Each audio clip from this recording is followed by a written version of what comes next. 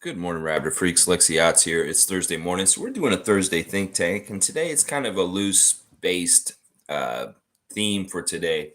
Really, just going to talk about FIBA World Cup, the game yesterday that Canada won against Slovenia. I'm going to look at the box score a little deeper. Also, some very interesting events yesterday. Thank you, Monique Lawrence. Oh my gosh, super fan Monique, really coming through in a major way yesterday for the Raptor Freak family as far as announcing that Scotty Barnes is live on Instagram in the middle of the day yesterday. And we got in there and we watched him. Mo and I, we saw Jimmy Pope in there for a bit. Also, Race Mode Daily was in there with us for a bit too.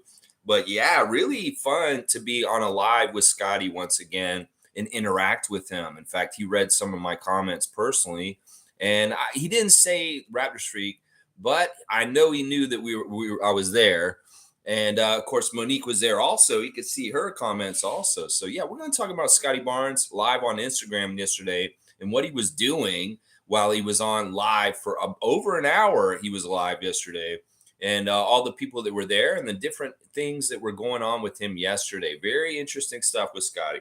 But we'll start with FIBA in your comments and also general NBA stuff, all the regular kind of stuff we talk about on this channel.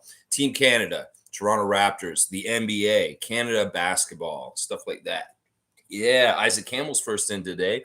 Like, subscribe, and notify. He's yelling it like Dylan Brooks would on the court after a tough shot and him feeling real good. Yeah, yeah. Like, comment, subscribe, notify.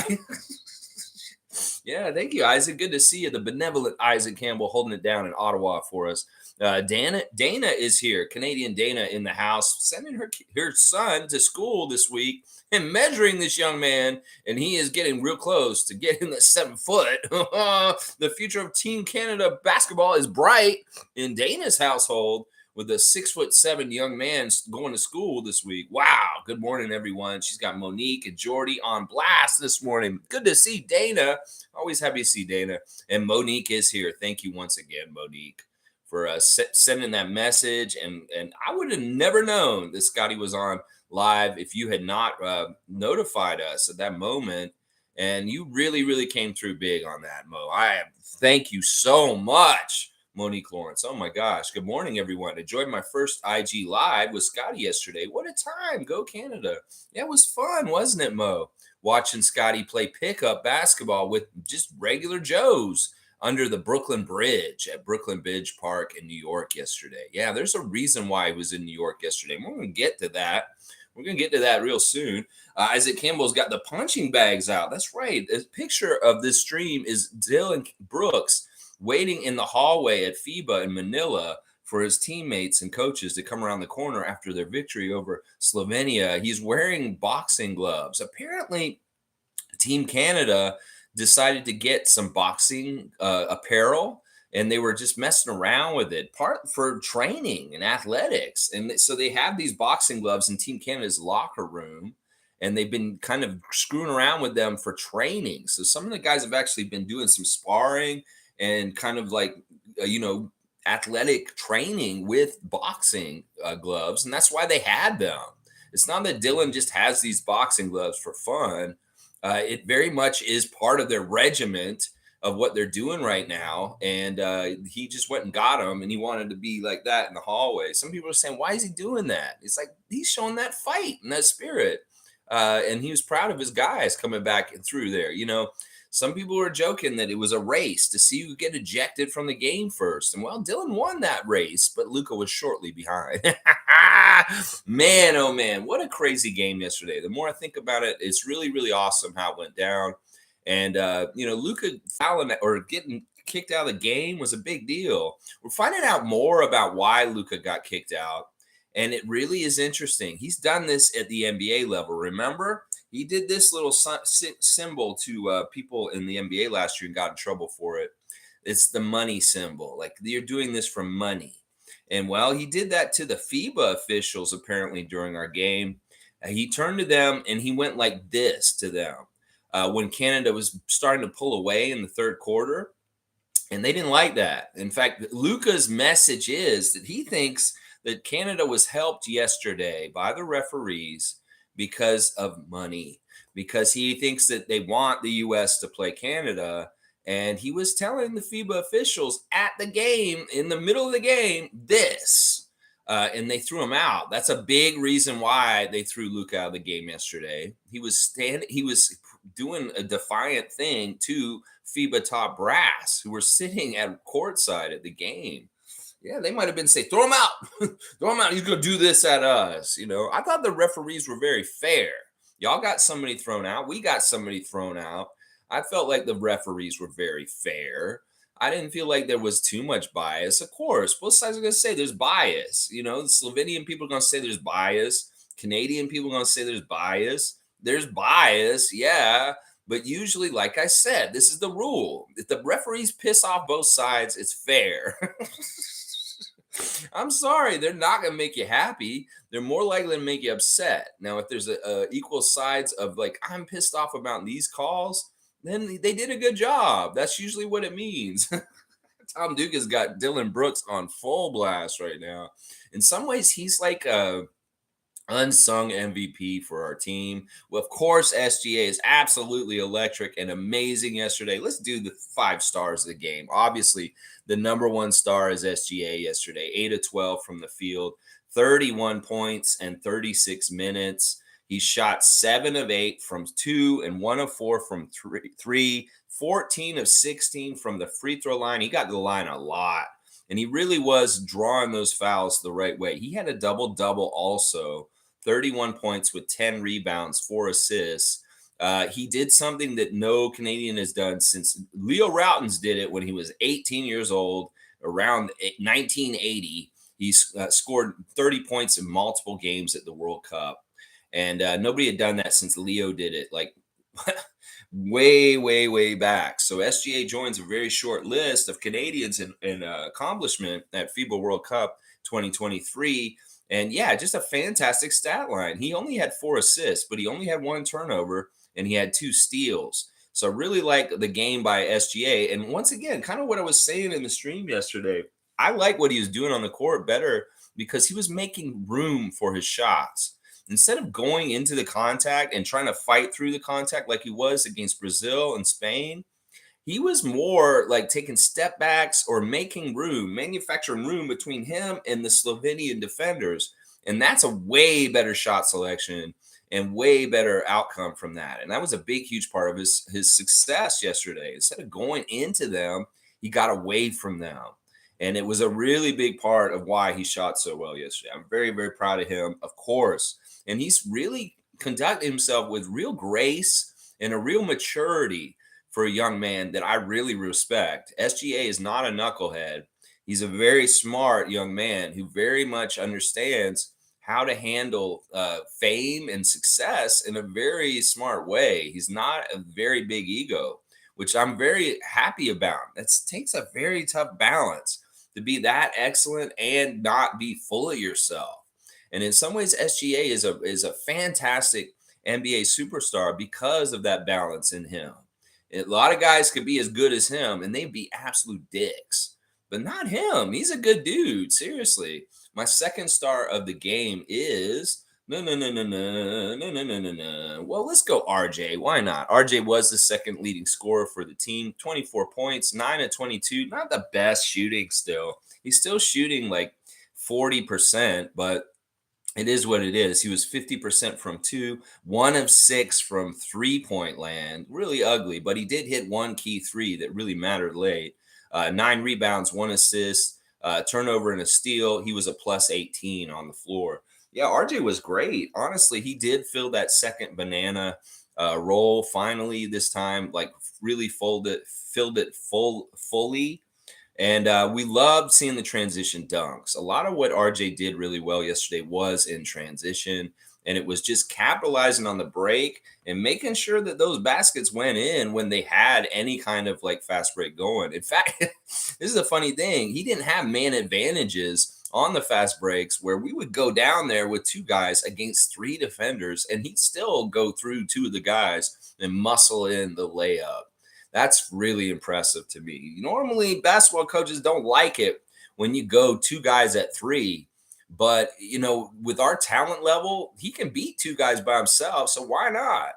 And but normally the coach will say, hold up and let the rest of the team get down there because you don't have a very good chance. Well, we do. And that's a weird thing about our fast break yesterday was it was all about like, let's just shove it through them, even if they have four guys and we have three coming at them, or we have one guy and there's two guys back.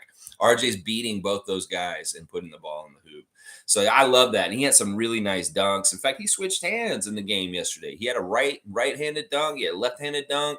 Yeah, he's been showing us a little bit of a dunk display in this FIBA World Cup. We've seen a windmill. We've seen a couple of very nice dunks by him, but he's been attacking the rim very nicely. RJ, nice to see you get some success and shoot better in this game. We need you even more so for tomorrow against Serbia. And then, depending on what happens on Friday, we'll need you on Sunday for either the bronze or the gold medal game. We want that gold medal game, though. You guys got to beat Serbia tomorrow, and then we'll be competing for the gold on Sunday morning against whoever wins the other one. Yeah, so my third star in the game is Dillon Brooks. Yes, at 28 minutes, he had 14 points. He was 5 of 7, 3 of 5 from the three-point range, 3 rebounds, 3 assists, 2 turnovers, and a steal. He was a +8. Dillon was great in multifaceted ways. Of course, we talk about, first of all, the defense on Luka obviously is the first thing we should talk about. The way he tied him up, the way he got up on him, the way he really frustrated Luka. This is something we talk about with the Raptors during the season, is when we play the Mavericks, we want to see Luka get in a hissy fit. And we want to see him get all hot and bothered. We want to see his face a little red and him frowning and, being a whiny little bitch. Well, Dillon Brooks took care of that stuff for us yesterday with how to make Luka into a whiny little bitch and him upset and all unsettled. Well, normally it's stuff like OG or Precious or Scotty. Go do that to Luka, frustrate him. Well, Dillon did it yesterday, and he did a fantastic job. In fact, I really do believe this, that he is one of the best defenders in the league. Very much one of the best defenders. And Luka said it himself after the game. It's like, I don't hate Dillon. He's one of the best at what he does, and he's very good at what he does. And he respects that. That was really cool that Luka said he respects Dillon Brooks for his defensive prowess. He should, because he did a very, very good job. Now, the other side of things, obviously, there's another side of things to him.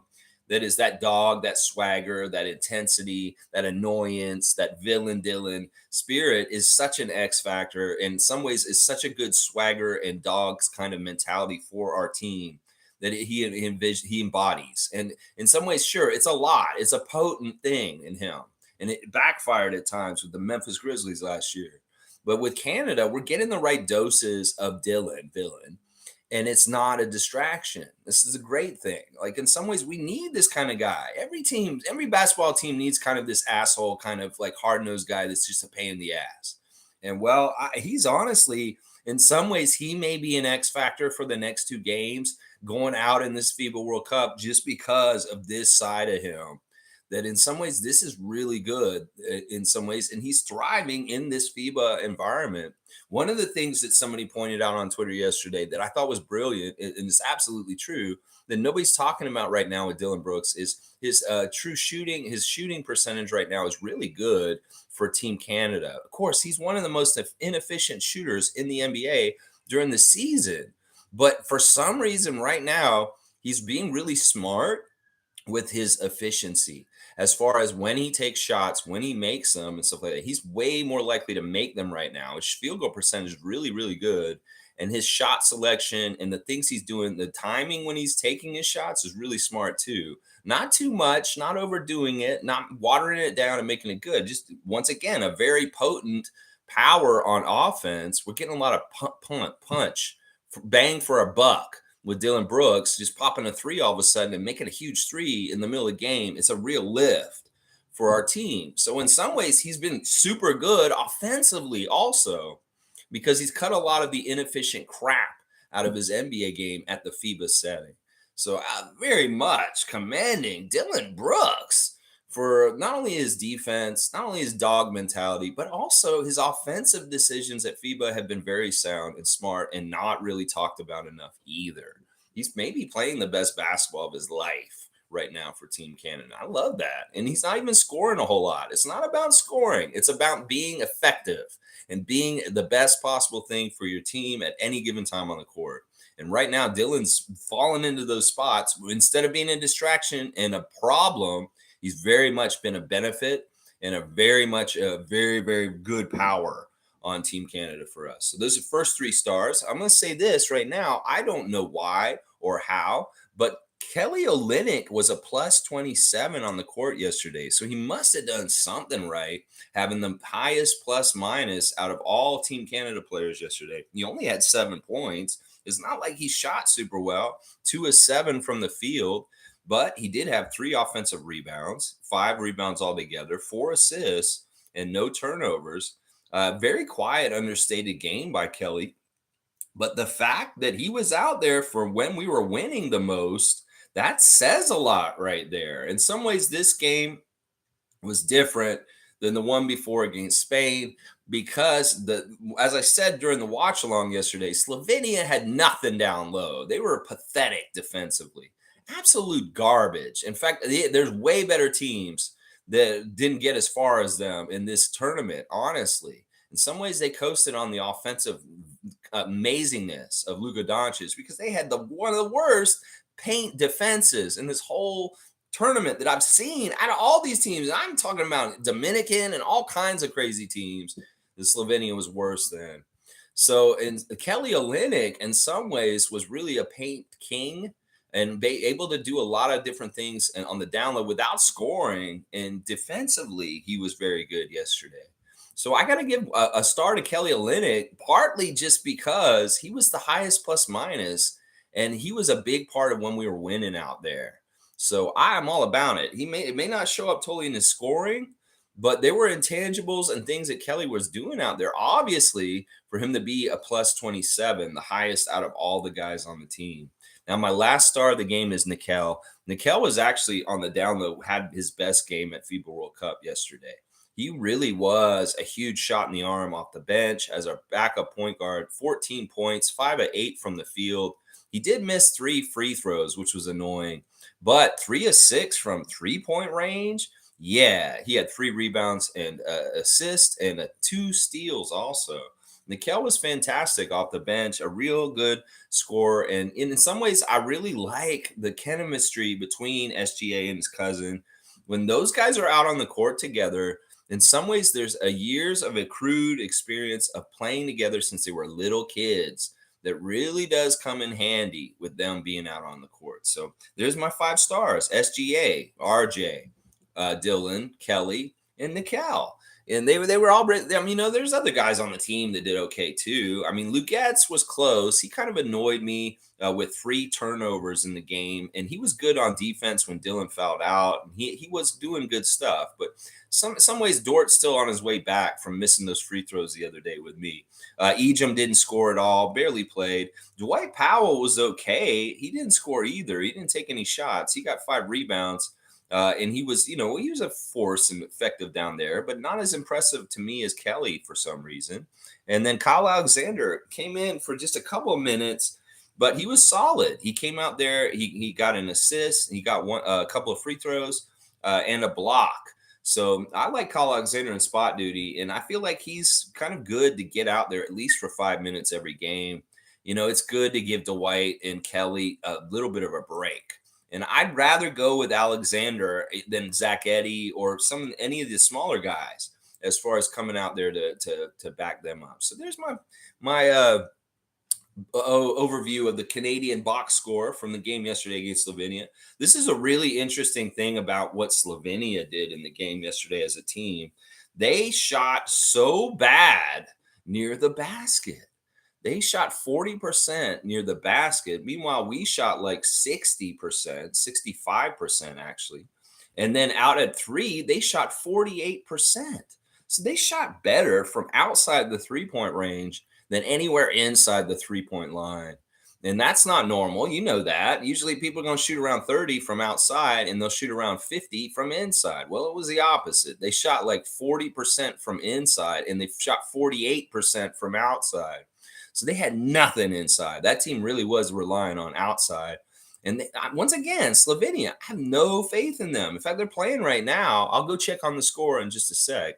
But yeah, I thought that was really interesting about their shots was that they shot so well from three, but then they were really bad within the paint. 14 to 35 from within the 3-point range. Really, really bad. Really, really bad in that way. Of course, Canada doing all kinds of good stuff, out rebounding them and that kind of stuff. But yeah, great win yesterday over Slovenia, and lots of drama with the ejections and just other good fun. All right, let's go look at the scores for today.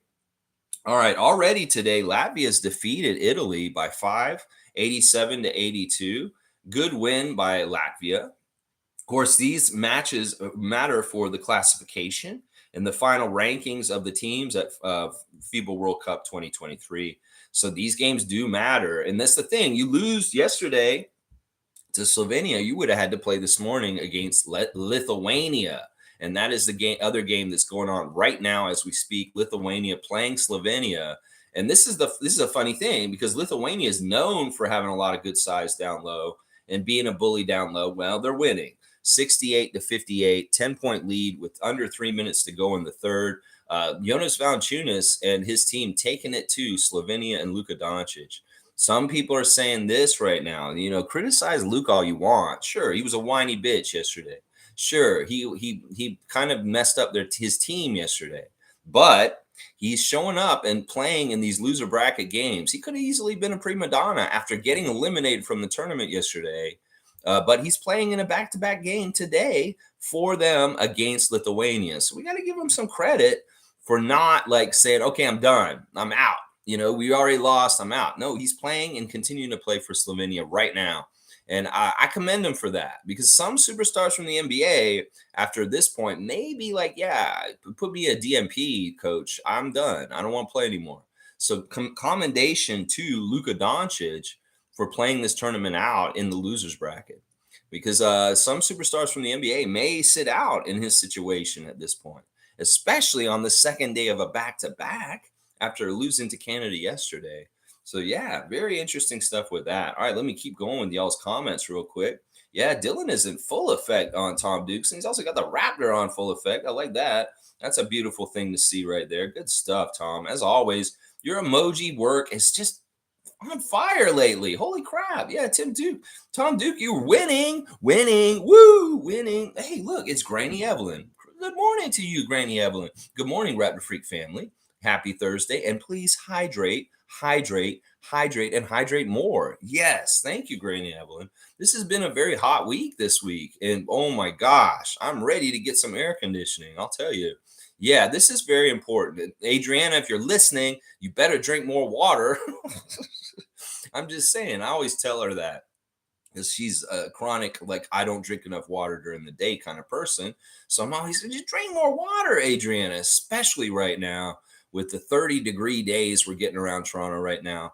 It is no joke, y'all. Seriously, you're a living organism. Living organisms need hydration to do their systems right. The tissues and organs of your body need the liquid to run through stuff. So please put new water in you as you sweat water out. Do not dehydrate yourself to the point where you're having problems. So definitely take Granny Evelyn's words of wisdom this morning and hydrate some more. Yeah, thank you, Granny, and thank you, baby Candace. We love you. G saying Slovenian fans actually believe they lost because of the refs. They wanted the same calls with half the work on defense. Yeah, that's ridiculous. This game wasn't close, Slovenia. I'm sorry. Maybe some of the other teams that have been defeated by Canada could make this case a little stronger than y'all. I'm sorry. This is bullshit. And yeah, whatever. Like we said, these countries and fans are going to make these excuses. I know. I'm a Raptors fan. I've made the referee excuse before in games that have happened in the NBA. And sometimes I'm right. And I don't think they're right on this one. I really, really don't think they're right on this one. The margins were not right. They didn't really have a chance. Once Luka got ejected, they were done. Some of y'all were trying to say, oh, they're better defensively and they play better without Luka. Bullshit. You're in trouble and you're trying to come back from Team Canada. You've got to have Luka. He's your best weapon. So as soon as I saw Luka get ejected yesterday, I was like, Canada's going to win. And Slovenian fans knew that too, deep down inside. And they're just whining, just like their superstar after the game. Be men. Stand up and say, yeah, we took the loss. Be men. Stop being little whiny bitches like Luka Doncic. Slovenian fans, come on, just take the L, please. Just take the L and stop, being little bitches. That's what I gotta say there. Yeah, there you go. Monique saying, officially following Lloyd on Instagram. Yeah, I followed Lloyd for a while and interacted with him. Every once in a while I'll shoot him messages and he talks to me, Mo. So I kind of tried to keep in touch with him. But in some ways, I think him and Scotty are just not wanting to talk to me, obviously. From because like at some points I've gotten on the live with Lloyd and I start talking to him. He's like, oh, I gotta go. And he leaves all of a sudden. It's really weird. But yeah, this is part of the fun of yesterday. All right. Basically, what happened yesterday, Monique was on our chat and she said Scotty Barnes is on Instagram live right now. And so I went to check, and sure enough, there he was. He was on live. Somebody was holding his camera, his phone, and filming him in a pickup game with just normal, average locals in New York City in the Brooklyn Bridge Park. Underneath the Brooklyn Bridge is a really crazy park. It looks like they were calling it an Amazon warehouse. Looks kind of like airplane hangar. But he was out there playing with these people. And he was kind of killing it. He had a nice little handle. He had some nice little moves going around people. He's hitting some nice outside shots. He wasn't working very hard. Let's just put it that way. He wasn't running up and down the court or putting a lot of effort out. You could tell he's a little bit tired. And he was just kind of half-ass playing. But it didn't matter. They were playing for fun. And then the cameraman was kind of just like shooting it. And everybody's talking to the cameraman. The first cameraman was funny. And he was really good at shooting it. And they were the people in chat were talking to him, and then Scotty would play a game, and he'd get done, and he'd come over to the camera, and he'd take the camera and say, "What are y'all talking about?" And he'd look at the camera and see who's on there and stuff. And at one point, he read my comment talking about Cardi getting big and looking real healthy and being a jet-setting dog, going everywhere in jets, and me laughing about it. He's like, he read that one out loud, but he didn't say my name. And then one of the things that was funny was at the beginning of the live, Lloyd was in the comment section and he's like, "Oh, you're down at this park?" And he's like, "I'm gonna come down there." So he did. He said it in the comments at the beginning of the live, and then all of a sudden he showed up at this park in New York because Lloyd does live in New York. He goes to school there, but he also lives in Charlotte. And he shows up at the park all of a sudden. It was like, "Oh, Lloyd did make it down there. That's awesome." And then they proceed to have a one-on-one between Lloyd and Scotty. This was something we talked about a lot on Twitch last summer. Scotty Barnes against Lloyd in a one-on-one, and there was a lot of trash talking. So we finally gonna get to see it on Instagram yesterday. Scotty Barnes going against his 2K friend Lloyd in real life. Now, Lloyd is actually a pretty good basketball player. Now, he's not super tall. He's a guard. He's a shooting guard, and he actually has a good outside shot. And he has played to certain levels of basketball. He's not like an NBA player, obviously, and he's not very high-level collegiate player either. But he did play a little bit JUCO, I think. He played JUCO, and he played some sort of prep high school basketball at least. Well, Scotty dominated him. It was ugly. The phone was on the ground, so we couldn't see the hoop. And there were a bunch of blocks that Scotty got on Lloyd that we could not see because they were up above the camera. But he, like that. And then Scotty would dunk on him. He'd back him down very much and just dunk on him like a little baby. And yeah, he killed him. It was like 8-0. And Scotty's like, "Yeah, now you see, I beat Lloyd." So he played about 3 or 4 pickup 5-on-5 games with different people. There was this little guy who had John Morant hair and some guy wearing purple that was absolutely killing it. And Scotty was doing good. He looked good in the back and forth and up and down. And then at some certain point, they quit playing, and he started walking out of there with Lloyd. Lloyd kind of came to meet up with him, and I think they were going on their way to go do something as friends together. But while we're on this Instagram live with Scott, he has all these famous friends that he follows showing up, like De'Aaron Sharp or his old buddy that's on the Nets. And then Justin Champagny came into the chat and he started talking, like saying, "What are you doing, man? What are you doing? Where are you? You're in my hometown." Yeah, he said, "Yeah, I'm in your hometown, Justin. Where are you?" And Justin says, "I'm in your hometown." We're in our opposite hometowns. I'm guessing that Justin meant Miami and not Toronto. I'm pretty sure Champagne's not in Toronto, and I think he meant like Miami, Palm Beach, and he's down there. But I may be wrong. Of course, he is maybe loosely based with the Miami Heat right now on their G League since he's been cut by the Celtics. So that could make sense that he would be in Miami, Champagne. So that was interesting. And then right near the end, while he's walking out with Lloyd, Grady jumped into the chat with us. Grady Dick asking Scotty what he was doing. Wait, what are you doing, Scotty? He's like, I'm just out for a stroll, Grady. That's what he said to Grady. Grady's like, cool, man, cool.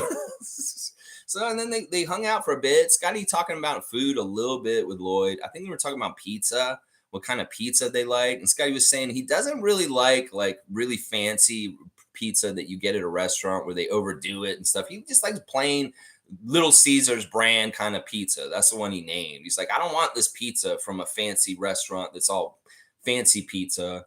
I want just normal Little Caesars pizza, is what he said on his stream yesterday. So yeah, the little bit of a recap of what happened on the Instagram live yesterday. Scotty playing pickup live with locals, and this is the other thing that was funny. He looked like a man among children out there. That's what people were saying in the chat. They're saying, "You're playing little kids, Scotty. What is this?" It's like, no, dude. Listen, Scotty Barnes is like 6'9", and he's out there with normal sized people, and they're all adult men. He's like what he said. He said, "Y'all think I'm playing kids?" And you start bringing people over from the game. You say, "How old are you?" 27. How old are you? 24. See, they're all older than me. I'm 22. That's what Scotty said. They're not kids. These are grown men that come down and play at Brooklyn Bridge Park that he's playing yesterday. They just look like kids on the screen standing next to you, Scott. I'm sorry. They just do. They're average height people. 5'7", all this stuff. That's why they look like kids, because they're standing next to Scotty Barnes, a giant, a huge NBA guy. It's like Monique said in the comments yesterday, light work. It's light work for him. And he's like, it's a man among boys, is the way it looked like, his stature out there with normal sized hoopers at that park. All these people were in the chat were like, I'm coming down there with 20 of my friends. You better play us. And then some people come up to him and be like, you're my favorite player. They like started talking all this like fan stuff to him. And I'm like, cringe, kid. Listen to yourself. You just like, get over yourself. Be calm. Just talk to him like a person. They're like, oh, I can't believe I'm talking to Scotty. It was pretty funny. Now, part of the reason why Scotty is in New York, well, let's go and do the Instagram stories right now. This is really interesting. He was in New York because last night they had a big NBA 2K24 event that he was at last night. He was there. You see the big logo on his Yasirski Scotty Instagram account, 2K24 and lights and outside. And then they had some concert, and Scotty was just playing the 2K24 at this 2K24 event. And he did say on his Instagram live stream that he will only be in New York for a couple days, and then he'll be leaving again. So yeah, interesting stuff. He's there to play some pickup ball and go to an NBA 2K24 event last night. Here on his other Instagram account, you can see footage of him in the pickup game and what he looked like out there with the other guys. He said also at the end of it, he's like, he's wearing a white shirt, and he's like, damn, I was supposed to wear this shirt to the professional event later, and it's all sweaty now. Man, you better go buy a $200 shirt and then return it tomorrow, man. But he says in this one part here, it says, damn, I miss the old times. I used to just go to the park and hoop. This was fun. He really did seem like he was enjoying running with just average people out on that court yesterday. So good stuff with Scotty. We see a little bit behind the in-between dribble, between his leg dribble, and him breaking down the guy and going right down the lane and jamming it on them. Yeah, and then there's footage of him playing NBA 2K24 at the event later on last night. So yeah, Scotty having fun in New York. I said, well, if you're in New York, Scotty, why don't you go see Mr. New York City? And he didn't answer that. I was like, you could be hanging out with them. And people were like trying to say Lloyd was OG. Lloyd is not OG. That's not OG. So stupid. It's funny. All right, Dubber Don's doing pull-ups somewhere for the Celtics. I don't know what's going on with him. It's just sad to go see our old Raptors in new jerseys like Dubber Don and Freddie now. Mr. New York City is actually in Toronto. That's why he couldn't go see Mr. New York City, is because Mr. New York City is in is Mr. Toronto right now. He's got a picture of the CN Tower and the Rogers Center, a view from the west side looking east over there. I know that's view where he's looking from, and it says God did. So Marquise is in Toronto right now, working with the Raptors, I'm sure, and getting his game on right. He's also putting on blast. Thaddeus Young has got a new company where you can rent an NBA star's supercar when he's not using it. So they're making money, man. You want to go drive a Thad Young's Ferrari? Well, you can now somehow, some way. You want to go drive a Lamborghini of LeBron's or something? I guess there's a new company where you can go drive the NBA stars' cars and rent them for probably exorbitant amounts. But hey, you got that money and you want to, you go do it. Yeah, no problem. Let's see what else is happening. Ron Harper Jr. has been playing pickup too. We see a great pass down court from his brother to him, and he gets the dunk. Good stuff. And then also, he was getting honored at the Rutgers football game. He put his hand up to when he was acknowledged by the announcers at the football game, and everybody cheered for him at the Rutgers game this weekend. Let's see. Yeah, Thad's putting that on blast. That new you can rent an NBA star's supercar when he's not using it. That sounds fun, man. Let's rent a supercar, Raptor Freak family. We'll go rent Pascal's supercar or something like that. I want to see this. This will be fun. We can go for a joyride. We'll pick everybody up and ride around town for a little bit and come back. Pascal dropped heavy content yesterday, y'all. This man is in Italy now. This dude just decided all of a sudden, I'm going to go to the Coliseum, y'all. I love this guy so much. He's such a globetrotter right now. I mean, we've seen him in Cameroon. He's been back in the States for Rico runs briefly. He was in Austria earlier this summer. He's been in the islands. He's been everywhere. Now he's in Italy at Coliseum. And he's actually like very much playing the full tourist role. He's taking pictures of him at the Coliseum, looking at it. Man, it's pretty cool. I'm glad he's doing this because, like, Siakam, you're such a cultured, like, rounded global person, and it's just kind of cool to see his pictures of the Colosseum and old ancient Rome that he's running around in right now, like a tourist, taking all these pictures of the streets and the different sites and things. He's actually got the Acropolis. He's taking a picture of that. He's taking a picture of the Colosseum, as I said. Yeah, lots of good stuff on Siakam's Instagram right now. So many pictures, y'all. So many pictures, touristy pictures of Siakam taking pictures on the street of Rome, Italy right now. That is where Siakam is. We're playing where in the world is Carmen Sandiego? Where in the world is Pascal Siakam? Well, he's in Rome, Italy, y'all, being a sightseer. Let's see, Gary Trent Sr. Nah, that's not that interesting. Let's talk about Dennis. Dennis is getting a bit of grief in the last 24 hours for his horrible performance in the game yesterday for Germany, even though they won, being 4 for 26 from the field. People are really looking at that stat and they're making fun of him. In fact, what is this? Somebody posted this crazy cartoon of him with that stat, and he said, I was who I was tonight, and he's laughing, but we're going to go to the Olympics and we are fighting for medals now. And he says, this edit is insane, by the way. He doesn't like the cartoon version of the drawing of him. He just doesn't like it. But yeah, there's being a little critical of him not playing well in this important game. He's kind of really happy that Franz Wagner showed up and helped them out. And they're really proud. Serbia and Germany both qualifying for France Olympics next year, being the last two European teams standing. That is, in some ways, is the most contentious two spots to earn at FIBA World Cup. Is the top two European teams. Think about how many European teams are good in this cup. And being Germany and Serbia, the two teams that got those berths to the Olympics, that's a big deal. That's a very big deal. So Germany and Dennis Schroeder should be very proud of that accomplishment. They're going up against Spain, France, Slovenia, so many good teams, Latvia, and they outlast them. Lithuania, that's right. Germany and Serbia, that's the European teams that are getting through. That's right. Yeah, and he's got lots of highlights from the game against Latvia yesterday. All kinds of good stuff happening on Dennis Schroeder's Instagram. So go check out his Instagram. He's getting a massage this morning. We're seeing his massage and then him talking about It's almost game time. He's ready for the U.S. That's right. He's going to be playing the U.S. tomorrow. And hopefully, Dennis Schroeder in Germany can put a good test to the U.S. and maybe even beat them. That would be awesome. So, yeah, there's your Raptors Instagram check for today. Scotty Barnes, New York City. Pascal Siakam, Rome, Italy. Yeah. Yeah, these guys are in them big time cities right now. Yeah, they be in them big time cities. I love it. All right, let me see what else you guys are saying in the chat here. Fiercely Salsera, good morning, family, and happy Thursday. So happy for our team. Go Canada. Punching.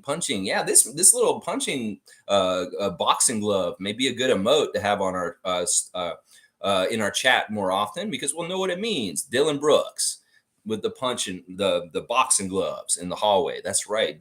Dylan in full effect. Fiercely loves it. Trevor's saying, good morning, Raptors family. He's got his Team Canada emotes all in a line. Mr. Dylan, Mr. Dort, Mr. Olenek, Mr. Barrett, Mr. Fernandez, Mr. Otts, Mr. SGA, and Miss Lawrence right in a row there. Yeah, I'm still laughing at Nick Nurse's coaching staff. All right, Monique, giving me another cue card. Nick Nurse announcing his full entire coaching staff yesterday. And it's pretty interesting, if you ask me, in some ways. We'll talk about this a little bit right now. Nick Nurse has got a very big coaching staff, apparently. He's got like 17 people on his coaching staff. And there's some names that aren't on this list that I'm actually really shocked. Nate Bjorngren being one of them. I know that Nathaniel Mitchell has gone to Milwaukee to coach with Adrian Griffin. But Nate Bjorngren, if he's going to show up and be like a non-franchise employee, like he's a special advisor, like he was in his role with the Raptors the last 2 years, he wasn't actually officially a coach for the Raptors. Y'all do you know this? That he was actually a special advisor or like, something weird like that.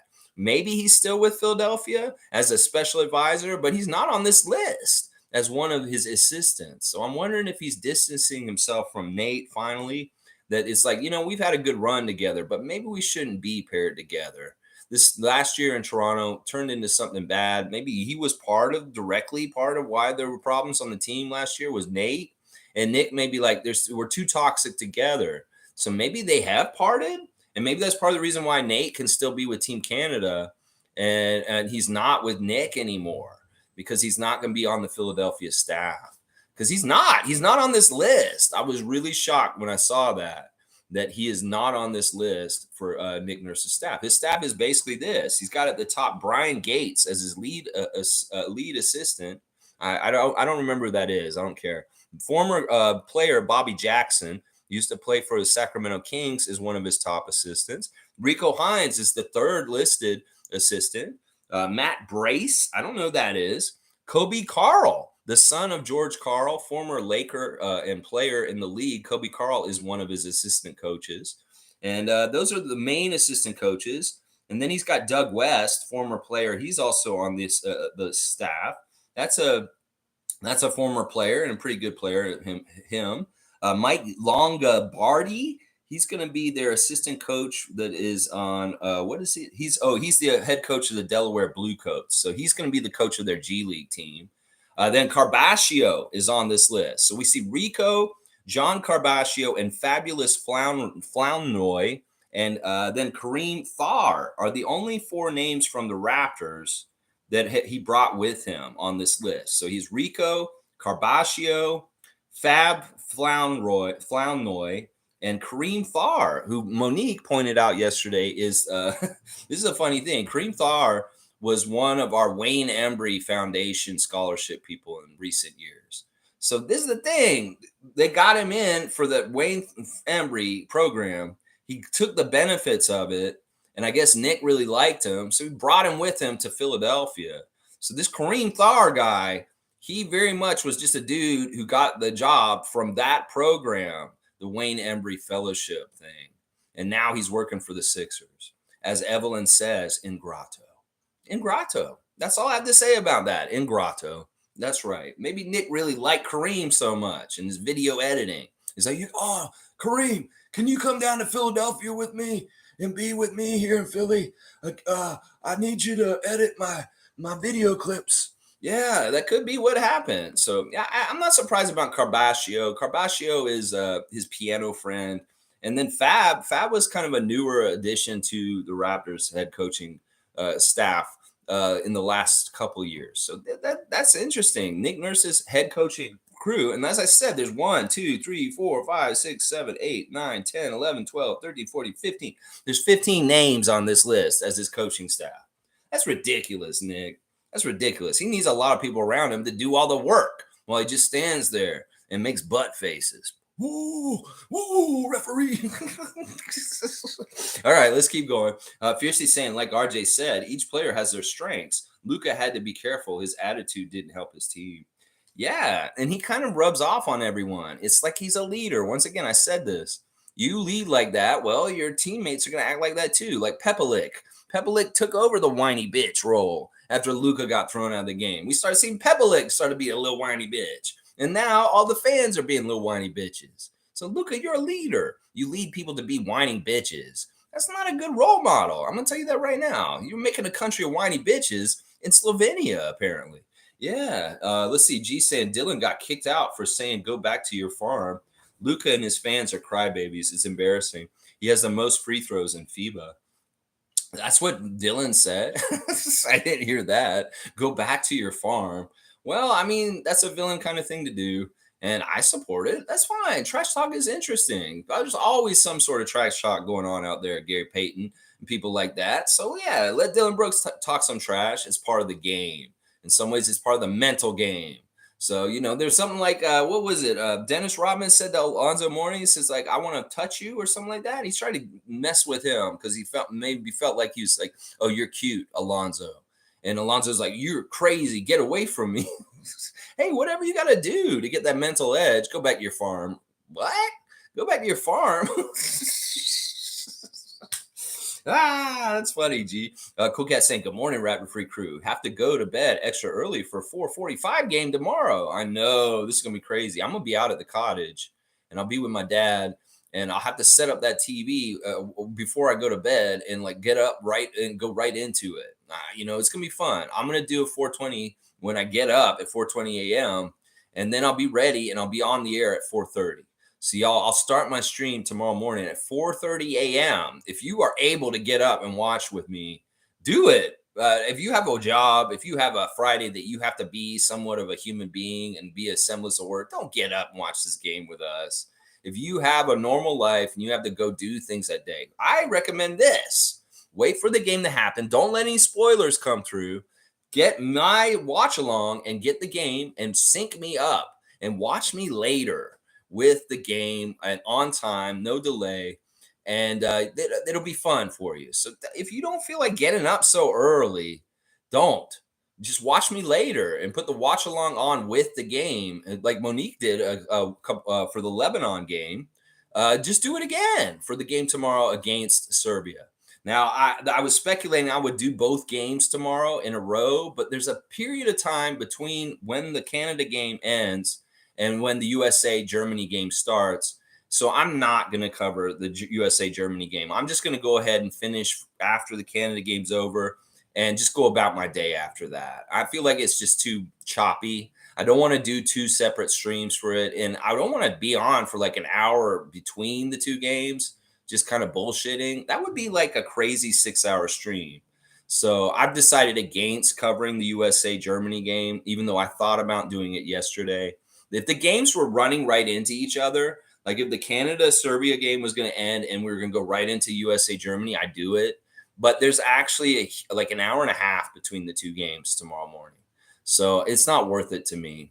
I'll just watch it like you guys, and we'll do the watch along for Canada stuff for sure. So yeah. MSJ saying, pretty cool, this Canada run. Yeah, Chris, isn't it? It's awesome. Good to see the Mug Brothers in effect. Chris, MSJ, always good to see you, man. This has been a lot of fun. It's historic. It's amazing. And a lot of old Canada fans that have wished for this for a long time are getting a lot of good, rewarding feelings from this. That Canada never got their shit straight. Well, we got our shit straight now, and it's fun. I want to keep having our everything going like this. I want to bring a pride and an excellence to Team Canada's senior men's basketball team that carries over from now on. from the next versions and next versions. That guys stay on and they carry in that tradition to the new guys, and they keep that respect and pride of the winning and doing what they're doing right now with the new cohorts of youngsters coming up, like Shaden Sharp and Ben Mathurin. So I'm very excited about the new age of Canada basketball, and it will definitely be covered on this channel at every stage. If there's a Team Canada basketball game that's going to be in the future, we're going to do watch-alongs. I think it's going to be my thing with that. That when I cover Team Canada, there'll be watch-along games for those because it's been really fun, and I know y'all have enjoyed my call. So we'll do it again tomorrow, very early in the morning, and I may be a little squirrely tomorrow. The early time and the 420 before it may be very strange, my call tomorrow. So I highly recommend, if you're going to get up early, listening to me while I call the game. Fiercely saying, got a fam. We'll try to wake up at 4 a.m. tomorrow for the stream. Canada versus Serbia. That's right, Fiercely. Hey, I told y'all, in some ways, this is worse than the Lebanon game. The Lebanon game was on a Sunday morning. And in some ways, you can get away with it on the beginning of a Friday morning on your TGIF. Yeah, I get it. This is even more of a crazier time to be watching this game at. And I get it totally. But if you can not get it spoiled and you can watch it like clearly later on, there's a really good way to line up me and not have a delay and watch the game with my commentary. So MSJ saying Brooks is that ingredient this team needed. He's something that is interesting, but in some ways, Canada just needed continuity. Canada needed a dedication. Canada needed like a real buy-in from these players. They really wanted to want to do it. Part of the problem was there weren't enough of them interested in doing it for all of them to commit, but now there is. And before, when there were like a handful of like 5 good Canadian players in the last 20 years, we'd only get like 2 of them, and then they would be all non-NBA players otherwise. Well, now we're getting a mostly NBA team, and we're seeing the good results, and these guys are bought in. And this is the kind of stuff, they see this kind of success and they feel this. In some ways, SGA and Lou Dort are getting success that they've never felt with the Thunder right now. And in some ways, you get addicted to it. You're like, oh, I love playing for Team Canada and winning like this. These guys are going to start wanting to come and play for this team because they want to be part of the prestige of winning and doing such good things with this team. So things are really looking bright for Team Canada's future, and the things that are coming towards us. Medals. That's what's coming towards us, y'all. That's right. Yeah, there you go. G saying Luka walked back on defense and put his players out of position on defense. Canada hustle, period. I saw one of the funniest tweets yesterday was, well, Mavs fan, bad news. This isn't going to be the year that Luka gets back on defense instead of whining to the refs. I saw that. I was like, that's hilarious. And in a lot of ways, that's true. That's part of the problem with the whining to the refs. And just in general, when I see Raptors do it, I get pissed off.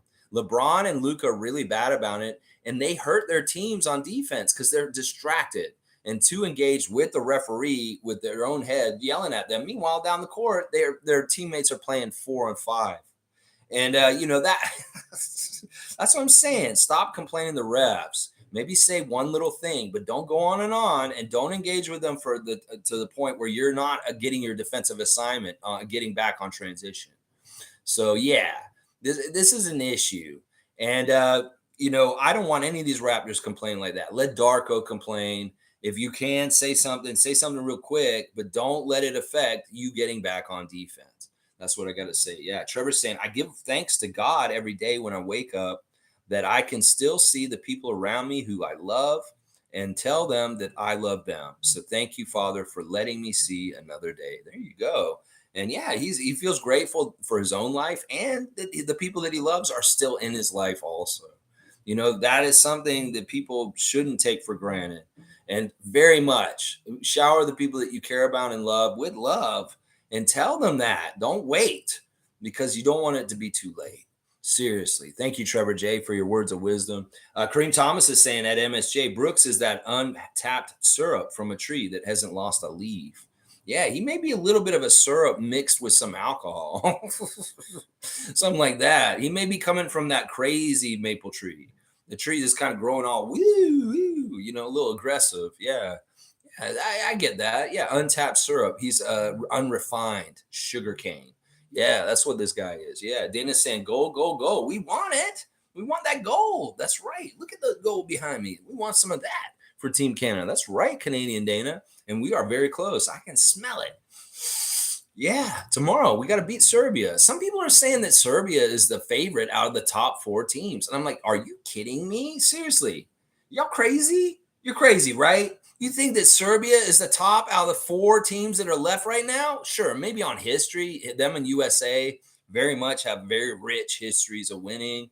But I think Canada and Germany are the new kids on the block, the up and comers, the ones that are ready to mess up the status quo in FIBA basketball. So let's see the old heads, the old successful teams, USA, Serbia, and go against the young kids on the block, Canada and Germany. Yeah, we'll see. I don't believe it. Y'all are saying Serbia is the top team out of the last 4 teams in FIBA World Cup 2023. Y'all are crazy. Y'all are probably Serbian. Somebody brought up a good point about our game tomorrow. It's actually could have featured the 2 top players from the NBA champions right now. Nikola Jokic could be been suiting up for Serbia tomorrow, and Jamal Murray could have been suiting up for us. That's kind of an interesting little thing to think about. What if we had been full strength going against Serbia and they were full strength, having the reigning finals MVP of the NBA, Nikola Jokic, 2-time MVP, possibly should have been a 3-time MVP this year, against Jamal Murray. Yeah, that would have been very interesting drama. But of course, these men are tired. They played really late in the summer and they aren't on these teams. But that was an interesting thing to think about. It would have been Jokic versus Murray if they had both been playing. Very, very interesting. Very, very interesting. G saying Dennis making fun of himself in his shooting percentage last game shows he can own it. Yeah, this is the great thing. In some ways, he said that he feels like he may have had the worst game of his professional career yesterday against Latvia. That's what he's saying. He's owning his stuff. That's the thing I love about him. You know what? In some ways, this will help him with the criticism from Raptors Nation that he may get sometimes this summer, this year coming up. He may have a bad game for us where he shoots really poorly for the Raptors, and Raptors fans may come out and be like, you Dennis, you suck, like they would do to Fred. Well, what if Dennis heads them off at the pass and he's like immediately on Instagram saying, yeah, I should have shot way, way better. And he owns it right away. One of these Raptors fans are like, wait, he's owning it. Wait, I can't criticize him. He actually understands what he did. And say, man, I like him. That's what's going to happen. Seriously. When you take ownership of your mistakes, you take ownership of shitting the bed or not playing well, people respect you for that. And I think that that's going to be a big part of what happens with this. Honestly, I don't think that Dennis is a loser in any kind of way for shooting 8 for 26 yesterday or whatever he shot, 4 for 26, whatever garbage he shot. I don't think he's a loser for that. His team won. And they still managed to win and take care of business. So, he may have individually had a bad game yesterday, but he still added up to winning.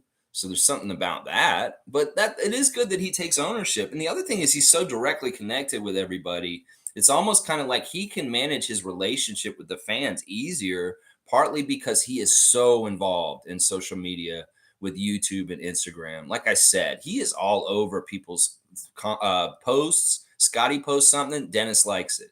Pascal posts something, Dennis likes it. Precious posts something, Dennis likes it. I love that. I love that he's engaged and he's showing support for his new teammates already through social media. And he's a very friendly, good teammate. Everybody's going to find out about Dennis. That's how he is. He has an edge. He's a little bit of like, don't fuck with me, but let's be professional and let's just try to win at all costs. That kind of guy. And in some ways, he may butt up with people that aren't working as hard. And that may be something that would be good, is like Dennis being a leader like that. So we'll just see. I'm really, really excited. Dennis has an acumen as a point guard in the NBA where like some of the point guards do this. Rajon Rondo recently talked about how he doesn't look at the players on the floor when he's out there. He actually reads the coach when he played in the NBA. He'd look at the coach and see the play that they're calling, and he'd figure it out. And I think Dennis is that kind of player. He has a certain awareness and brilliance and experience around professional basketball where he actually reads coaches like Rajon does. And that may be a very effective thing for us this year, is how he reads the offense for the other team and dissects it and kills it. So very much pay close attention to Dennis Schroeder's intelligence on the court this year. and how he makes really smart decisions in the moment that are needed for that moment.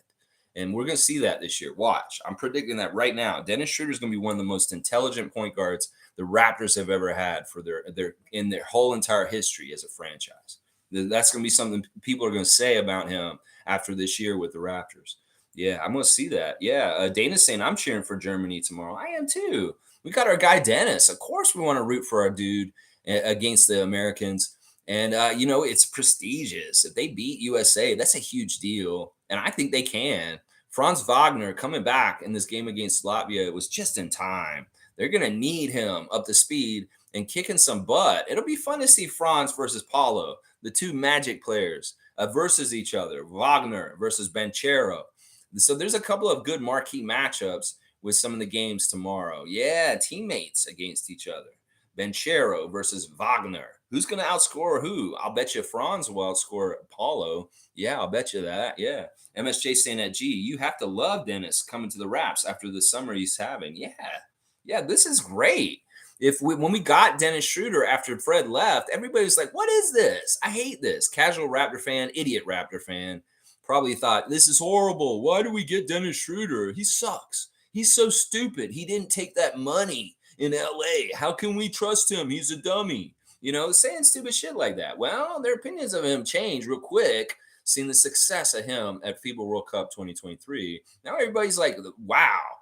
Now, this is what I'm saying. The people that hate Masai Ujiri, talking trash about Masai Ujiri and Bobby Webster in the Raptors front office, y'all came down on this decision. How do you feel about Dennis Schroeder being on the Raptors now after you've seen him play at FIBA World Cup? Seriously, everybody who hated that move, everybody who said the Raptors front office ain't doing shit to help us.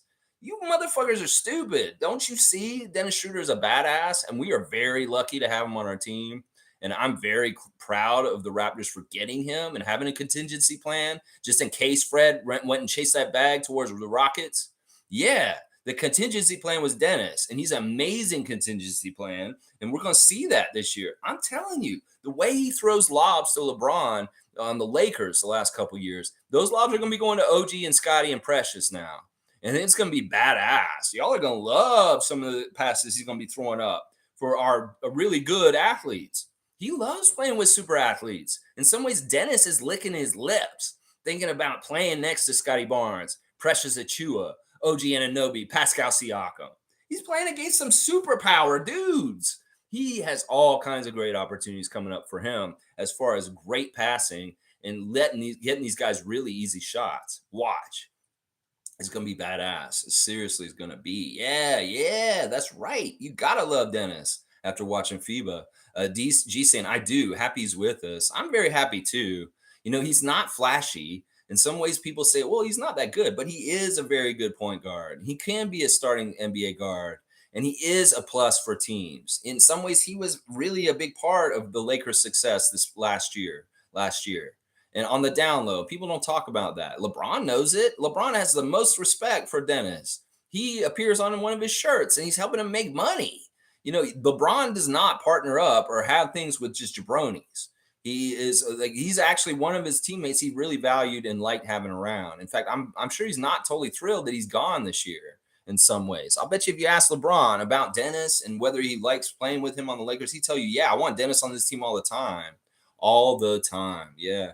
Monique saying 3 stars of the game for her are SGA, RJ, and Dylan. Yeah, for his silliness. Dylan for his silliness. And Jordy and his post-game comments. Jordy's been fantastic. Honestly, I can understand why he's a great coach and on the rise in the NBA. He's very inspiring. He has a certain candor and demeanor in his voice that's very strong and forceful and makes you want to go run through a wall. He's like, you guys got to get out there and do this. And if you do this and you do this, then we will win. And just like his fieriness, his intensity, his direction is really, really good. And there's a clip of yesterday where Dylan's explaining how to stop Luka in the huddle, and it's brilliant. Dylan's like saying, well, this is what we do in the NBA and how we stop Luka. And Jordy's just letting him speak because that's what a good coach does. He allows people to share their ideas and make it a think tank, like our channel today. They get all the ideas out there in the open, and boom, success, stopping Luka Doncic. Yeah, there you go. Jordy's been so good, so good. Kareem saying, side note, Dennis Schroeder went 4 of 26. If he puts up that kind of numbers for the Raptors, half this fan base will be burning jerseys and have him on the trade block. Germany consoled him after the game. That's what I'm saying. But that's what I'm saying, Kareem. In this situation, if Dennis owns it, some of these Raptor fans, well, if they still hate him for it, they're idiots. And in some ways, they're not actually really fans. We support our guys in victory and defeat. And that's what being a real fan is. Some of these idiots only support their team in victory. Well, fuck y'all. Y'all aren't fans. You're casuals. You're weak people that can't stand losing. They can't go through the hard part to get to the good part. And in some ways, you don't deserve to be there for the good part if you're overly critical during the hard part, the losing part to get you back to the good part of winning a second Larry O'Brien for the Toronto Raptors franchise.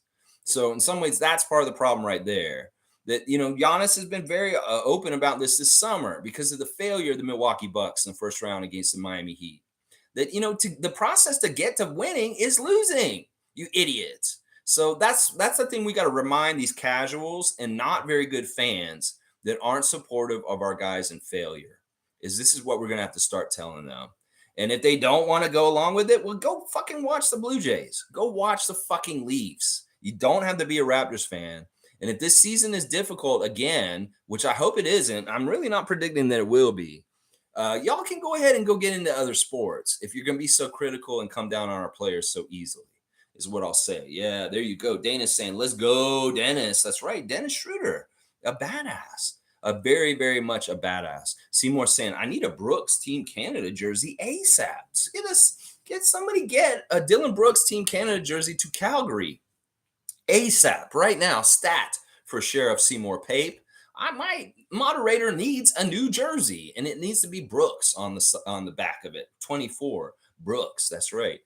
G saying Luka bumps into players to get them out of position, then initiates contact for a call. Complete foul baiting, and because Brooks and Dort held their ground. Yeah, that's awesome. They played him really well. In some ways, people are making this criticism of Luka. In some ways, he doesn't have, this is what they're saying exactly. Luka does not have as deep a bag as SGA. That SGA is a more complete player. And I won't disagree with this. Luka may be one of the most dominant offensive players in basketball on this planet right now. But his defensive side really lacks in all kinds of ways. He is definitely lazy on the defensive end. He's definitely lazy getting up and down the court. And SGA has got him beat on both of those aspects. So in some ways, Shai Gilgeous-Alexander is a much more complete superstar in the NBA than Luka Doncic. And that is part of the reason why Canada won yesterday. Right there. Yeah, there you go. G saying, I would love Villain Dylan on the Raptors. There's better spacing for him on Team Canada, and they swing the ball better and quicker to get him open. I tried to ask Scotty yesterday, are you watching the FIBA, Scotty? Because in some ways, I want these Raptors to watch more FIBA play and get influenced by it. Coach Darko hopefully will establish some FIBA feelings around our team because the team play on FIBA by teams like Latvia and Spain is crazy good. The ball movement is a bellissimo thing to see the passing. And I say, NBA teams, can we get into this kind of team play again more, please? I know y'all have the rules all set up for your bullshit, but Adam Silver, seriously, FIBA is a beautiful sport. And I wish the NBA was more like FIBA in certain ways. Sure, the physicality is part of it. Sure, the team play even more a part of what I want to see. So, yeah. Can we do this, Adam Silver? You're always tinkering around with the league in little ways. Can you try and get a little bit more like FIBA? I think it would be good for everybody. Trust me. Yeah, there you go. Mischief's here. Good to see Mischief. I still rather have Dennis and Jalen McDaniels than Dylan Brooks. Two players, the price of one for more personal. This is a great point. Mischief's exactly right. You look at the price tag for Dylan on the Houston Rockets, and I think once again, they overpaid. They overpaid for him. They overpaid for Fred. And there's going to be a lot of buyer's remorse this season in Houston. Watch. There's going to be a lot of buyer's remorse. Now you get on a deal instead, Dennis and Jalen McDaniels, somebody we're not talking about enough on this channel, somebody that Raptors circles are not paying attention enough, because in some ways, Jalen McDaniels is ready to just grow. as a player, and he could be more similar, like his brother, on the Minnesota Timberwolves very soon. He's very good defensively already, but there's certain offensive aspects of Jalen McDaniels that could get refined and more go-to and used, and we could see some very pleasant surprises from him this year. And we're not even talking about him. He's another whole aspect of the Raptors that could very much be a huge success for us this year, the acquisition of Jalen McDaniels. So I'm totally with this. And Mr. Brilliant comment. You're exactly right. I'd rather have those two players over just one Dylan Brooks. Dylan Brooks is great, but in some ways he's a premium to get at this point. He really is, and he's not worth that money, if you ask me. For the consistent play that he gives night in, night out, that's not the money he's worth. The same as Yaka, bullshit. Yaka Pertl will do more for you on a night in, night out game, and he will earn that $80 million contract more than Dylan Brooks will in Houston. He's going to have games where he'll absolutely shit the bed or be absolutely not involved in the game at all, and maybe even a detriment by causing problems and getting thrown out. So Yaka Pertl for that money is way more worth it to me also. Just having a starting center, a defensive rim protector, and a great passing big man. Yeah. Monique saying, go Germany, go Dennis. A better game tomorrow. Yes, please. Yeah, Dennis, I'm sure will bounce back. In fact, some people are already predicting Dennis Schroeder is going to have a huge game against USA tomorrow. And I wouldn't bet against it. No, I wouldn't. This man does not want to have two stinkers in a row. He's going to come out there and play way better against USA. Watch. He will. Seymour saying mischief, true, but it's awfully close. I don't know how close it is, actually. Because in some ways, Jalen McDaniels has the potential to be like one of our stud, all-around athletic, crazy good two-way players. Seriously. In some ways, he is a two-way player of a certain level and height that I just really, really like. He is very much one of these Vision 6'9", all-around good players. And we don't talk about him. And there's certain things about Jalen McDaniels that could be very much a boost for the Raptors. So I can't say that it's that close, Seymour. Honestly, I don't think it is. In some ways, Dennis is way more better than Dylan also and more valuable. So I would say almost both those players, I would say I'd rather have both those players individually over Dylan instead of both of them over Dylan. In some ways, I would say I'd rather have Dennis than Dylan right now. Yeah. And in some ways, on the promise of what McDaniels could do, I would say that too, by themselves against Dylan. Dylan is a risky distraction. Maybe in a short FIBA schedule where you can kind of rein him in. He's also playing in a more fiery physical environment that kind of is conducive to his style. He's okay. But in the NBA, we know how they are. And they're going to treat him like a villain. And they're not going to give him good calls. And they're going to really play up against him. And FIBA, in some ways, it's conducive because the physicality and the way they play those games, he'll look better. But in the NBA, he's not as powerful. He's not as powerful. And that's part of the problem with him in the NBA. There you go. All right. Top here. Good to see Top. We should beat Serbia if we move the ball and stay on a string defensively. Side note, I can't believe we're going into the season with Gary, Pascal, OG as unrestricted free agents as seasons after the Fred mishandling. And if Fred was not mishandled, I think that's a mischaracterization. We did exactly what we wanted to do with Fred. How did we mishandle Fred? I don't give a shit that we lost him for nothing. Are our cupboards bare in Toronto? No, they're not. That's why the whole idea of losing a player for nothing is bullshit. In fact, when Draymond made that question to Pascal in his podcast, you guys basically lost Kawhi for nothing. It was such bullshit too. That was bullshit. And this whole mentality of losing players for nothing is bullshit. No, nothing is not nothing. We've got a new guy who's come in and taken his place. And in fact, we look better now at this point. Honestly, I think we look better without Fred on our team. We really, really do at this point. And I can't say this, listen, they're not done yet. There's still another month before preseason. You can start doing boy cried wolf kind of bullshit about them not re-signing these unrestricted free agents going in the season. I'm not going to fall for this. Once again, I hate this kind of shit, but I trust in Bobby and Masai. They will take care of these contracts as they need to on their own schedule when they will. And I'm not worried about this. Some fans get all hung up on this free agency bullshit. Go ahead, top. Stress yourself out. Go take Peptos and get an ulcer worrying about this stupid shit. I'm not going to. I'm just going to watch basketball and trust my front office They'll take care of these contract situations the right way. And I'm not worried about them screwing them up because they didn't screw Fred up. How did they screw Fred up? We're going to pay him $43 million? That would be the screw up.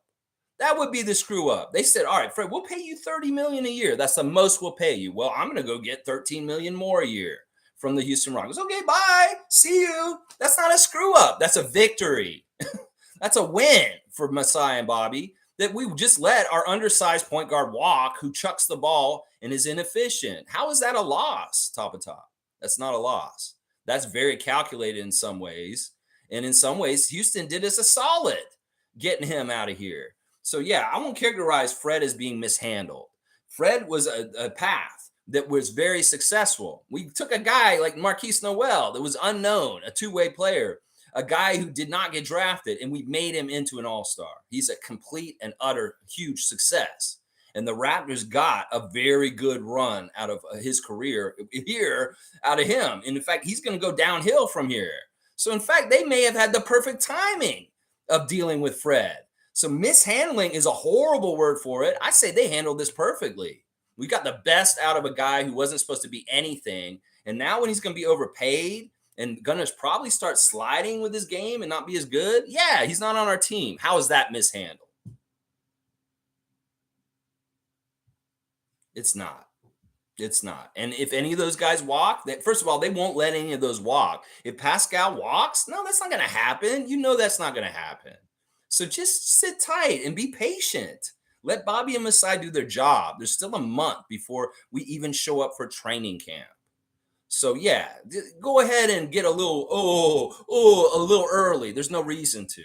There's no reason to. You can go ahead and develop your own ulcer worrying about all that. I won't.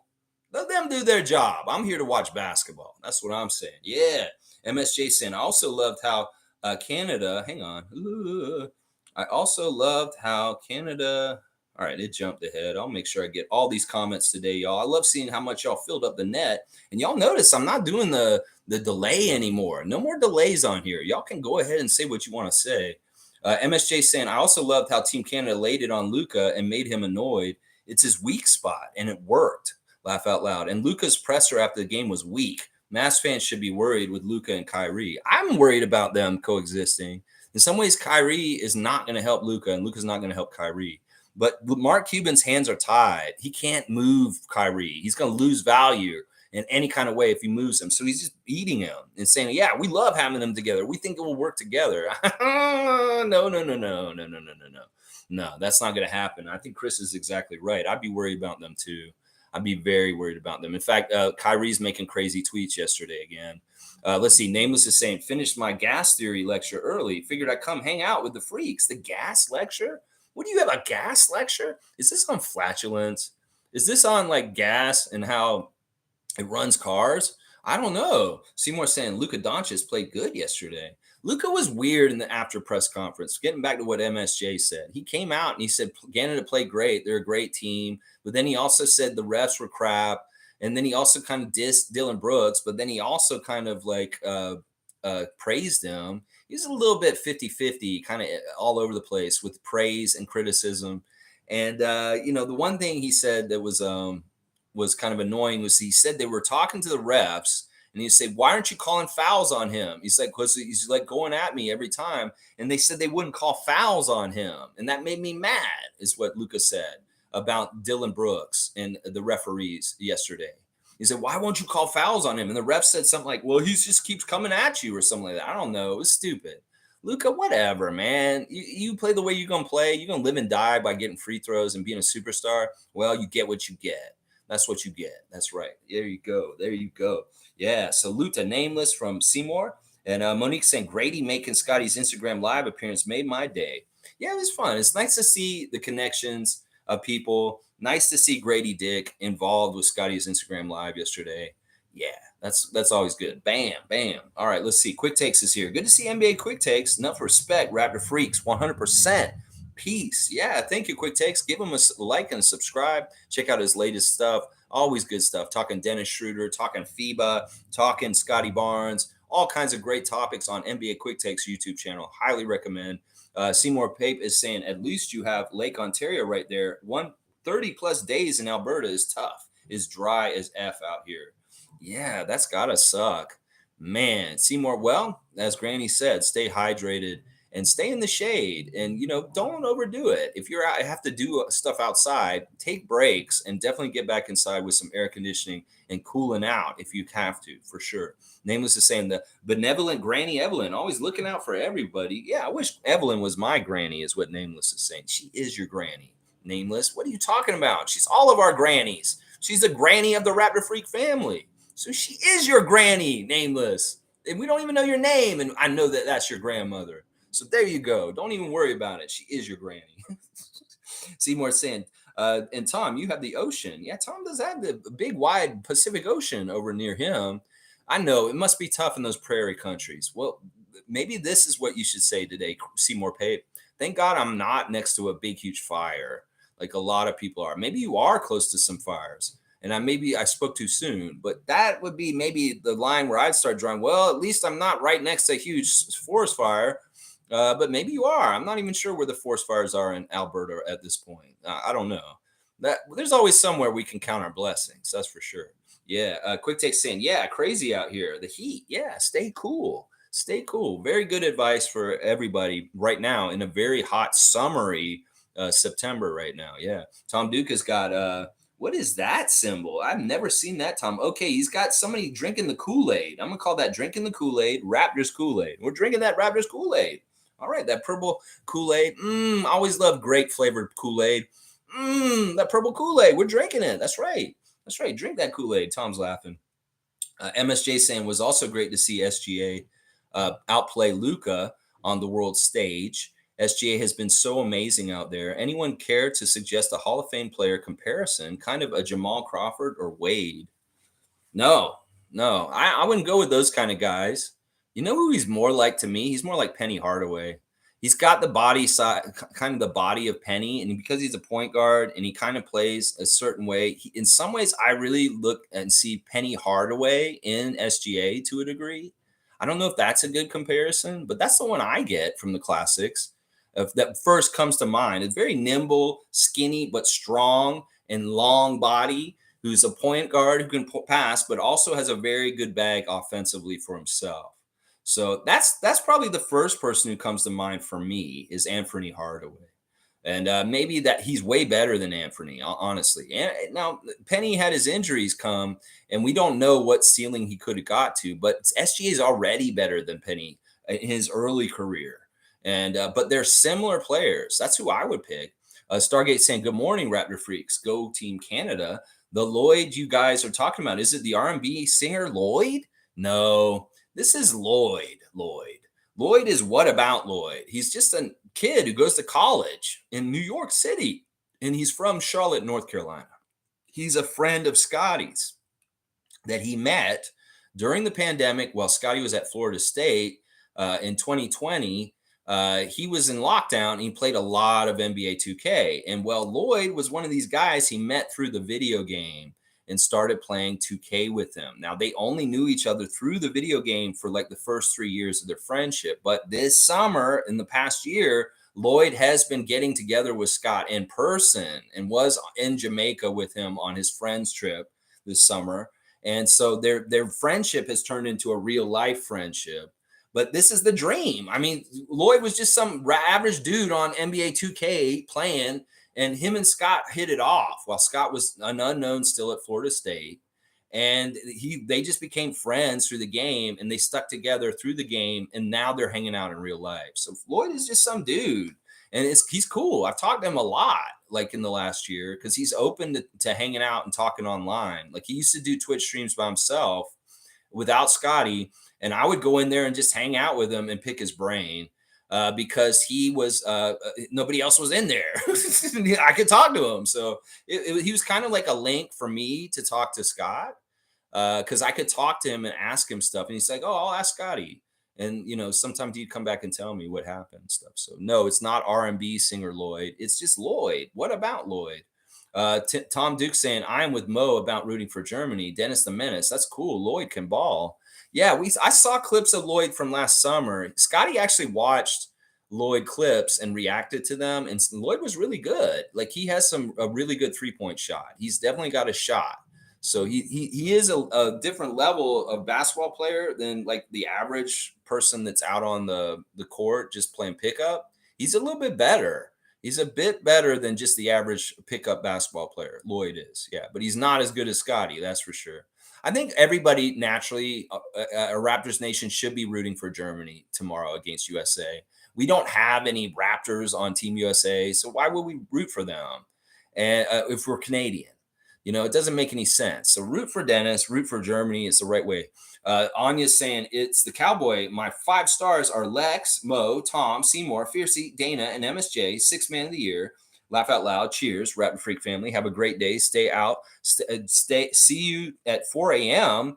Let's go, Canada. Also check out Big Bunks. Rhythm Tings, New Tings. Okay, he's got some music recommendation. Big Bunks, Rhythm.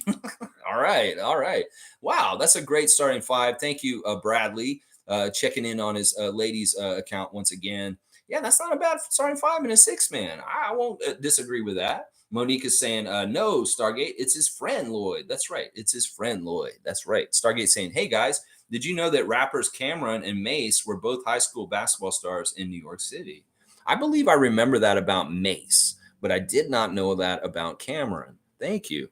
Quick Take saying the chemistry sounds good between Scotty and Grady.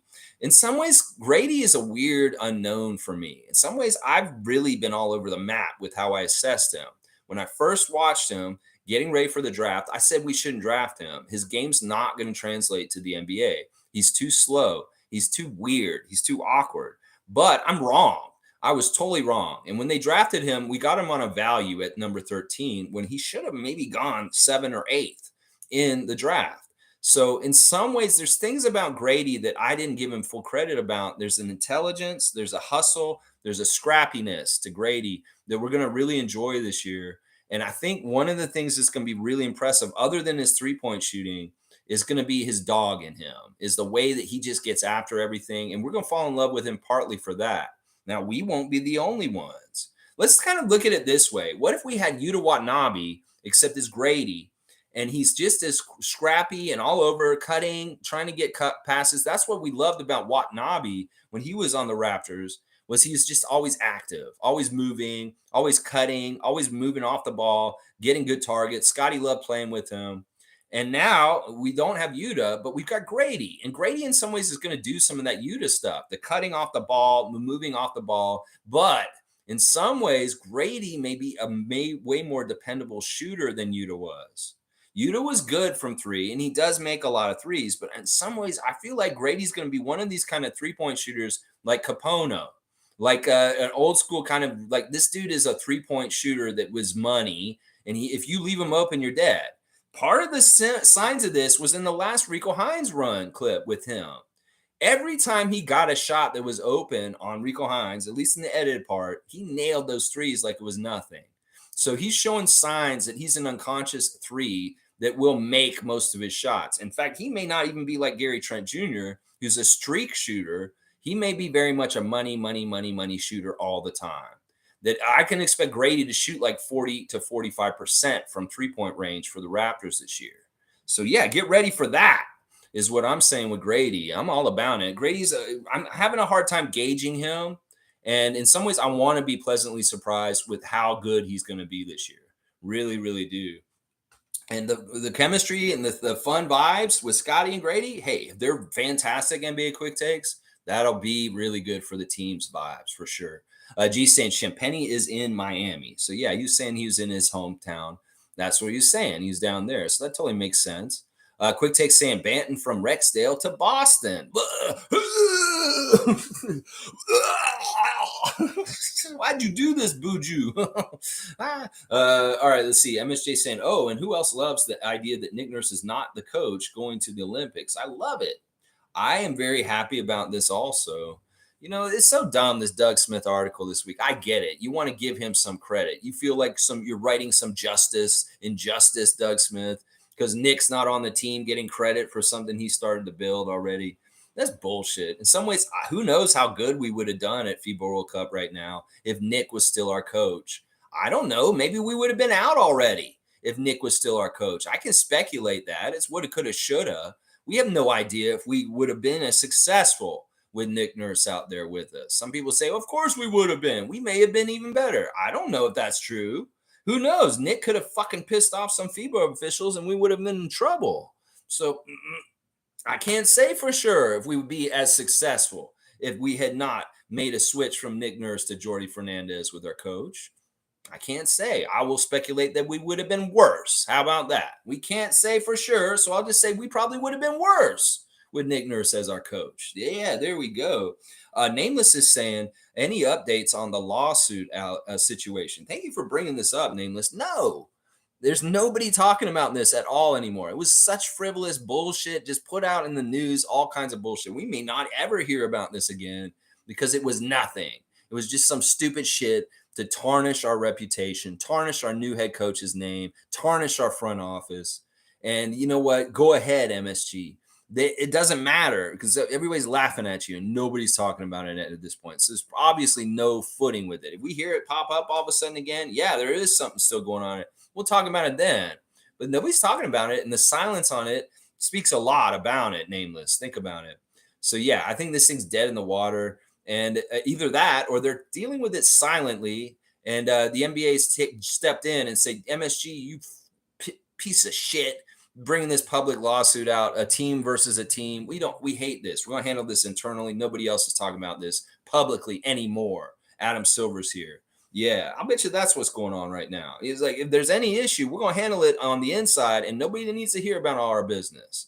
Like you're putting it out there, Leon Rose and James Dolan, you idiots. Yeah. Quick Take saying, watching the game, then going to work. Can't miss church. There you go. You got to do what you got to do. I'm not sure if work is church or watching the game is church for NBA Quick Takes. In some ways, watching the game is church for me. That's for sure. We got early worship at 4:45 in the morning. MSJ saying, I really like this Raptor Freaks run with the game. Hope it has helped the channel grow. Yeah, I've had really crazy views for some of the watch-alongs. It may be because people are trying to watch the game and they're just clicking on it. But I put in the description, you can't watch the game from my streams. But it is interesting. I'm getting more of an international audience, probably. People that like Team Brazil or Team Spain or Team Slovenia coming in and checking out my commentary. I very much enjoyed calling the games. And I'm glad y'all have too. It's been very interesting to really practice my play-by-play. And I've been enjoying it. I really have been enjoying it. And one of the things, like G has said, he's really appreciated me calling the game because I keep them calm. Like, let's take the Slovenia game, for instance. When Dylan got fouled out and things were looking a little rough, like Luka and Slovenia may be coming back to try and win the game at the end. I just try and stay even keeled and call the game a certain way. And even with the Spain game, G said this also. Your even keelness of calling the game, Lex, helped me not panic and not get so stressed out at the end of the game. And I'm glad. In some ways, that's the way we should all be watching these games, including the Raptors games, because in some ways we get ourselves all worked up for no reason. And if you really understand the game and how it flows and things can happen, well, you should have a little bit more a calmness and security in knowing, well, this is what's really kind of possible in the NBA at this point. Well, Luka's fouled out. We're in good shape. We should probably win. So I don't know. If I've been a calming force for anybody who gets a little stressed out during close games, I appreciate that I've been able to do that for y'all. And I'll continue to try and have that kind of demeanor in intense situations as we finish up the FIBA World Cup 2023. Yeah, there you go. Quick Take saying, supervisor knows I'm strong in my faith. Okay, yes. The supervisor's got to know the basketball is important, especially Team Canada going on a historic run at World Cup right now. Let's see how far they can go tomorrow. Serbia, 4:45 in the morning. Oh my gosh. Quick Take's also saying Bogey would be nice on Denver with the Joker. We don't want to make the Nuggets better. Bojan Bogdanovic, I get him and Bojan Bogdanovic confused because they're one letter off of each other's names. But Bogan, who's the Atlanta Hawks Bogan, is the one we're facing tomorrow. They've also got Nikola Jovic of the Miami Heat. These are kind of an early preview of the two players that we really need to watch out for tomorrow. Canada is Bogey, obviously. He's their Luka. He's very much their big-time scorer and hitting a lot of threes. And in some ways, he's a little more dangerous than Luka in some ways because he's not as lazy. So we got to watch for Bogey. And then that youngster, Nikola Jovic, has been making waves for them and doing a lot of good things too. I fully expect Serbia to be better around the basket than Slovenia, guarding and being more physical. This game may be more like the Brazil and the Spain game tomorrow against Serbia. So get ready for a physicality. Get ready, Dwight Powell. Get ready, Kelly Olynyk. Get ready to throw your weight around. We're gonna need you guys to do that. Yeah, I don't know. Bogey's kind of the same role as Jamal Murray. So in some ways, it's kind of like redundant to have Jamal Murray and Bogan Bogdanovic on Denver Nuggets because they really are kind of the same role, exact same role almost, and same a lot, very similar players, honestly, in a lot of ways. Yeah, yeah. Nameless is giving the middle finger to the U.S. You don't have to go that extreme. Let's wait and see if we play them. We probably will. It's very likely we're going to play the USA at some point, probably. David Saborin's here. Good to see David, our Raptor Freak Trivia champion, and just a great all-around gold level member of the Raptor Freak channel. I was never against getting Dennis. I was shocked at the adverse reaction most Raptors fans had without obviously even knowing the player. That's always the case. We have a history of this right from the very beginning. I see this stupid article about Damon Stoudemire getting drafted by the Raptors and the outcry of the Raptors fans being upset that it wasn't Ed O'Bannon. There you go. Let's talk about Jalen Suggs. Oh my gosh. These Raptor fans, that's what I'm saying, y'all. I don't listen to y'all because y'all don't know what's good for you. Y'all don't know what good ideas are. Y'all don't know what good GMing is. Seriously, y'all really don't. Y'all question Damon Stoudemire getting drafted, Scotty Barnes getting drafted. So why am I supposed to believe these people when they have an opinion on Dennis Schroeder? That's just where I go, David. I say, these guys, how are we going to believe these people? They're idiots. They never trusted in Masai like we did. And there you go. That's the difference. I trust in Masai. I trust in Dennis. I trust in the idea of getting Dennis and pairing him back up with Darko. Yeah, I trust in Masai and Bobby way more than average Joe idiot on Twitter or Facebook.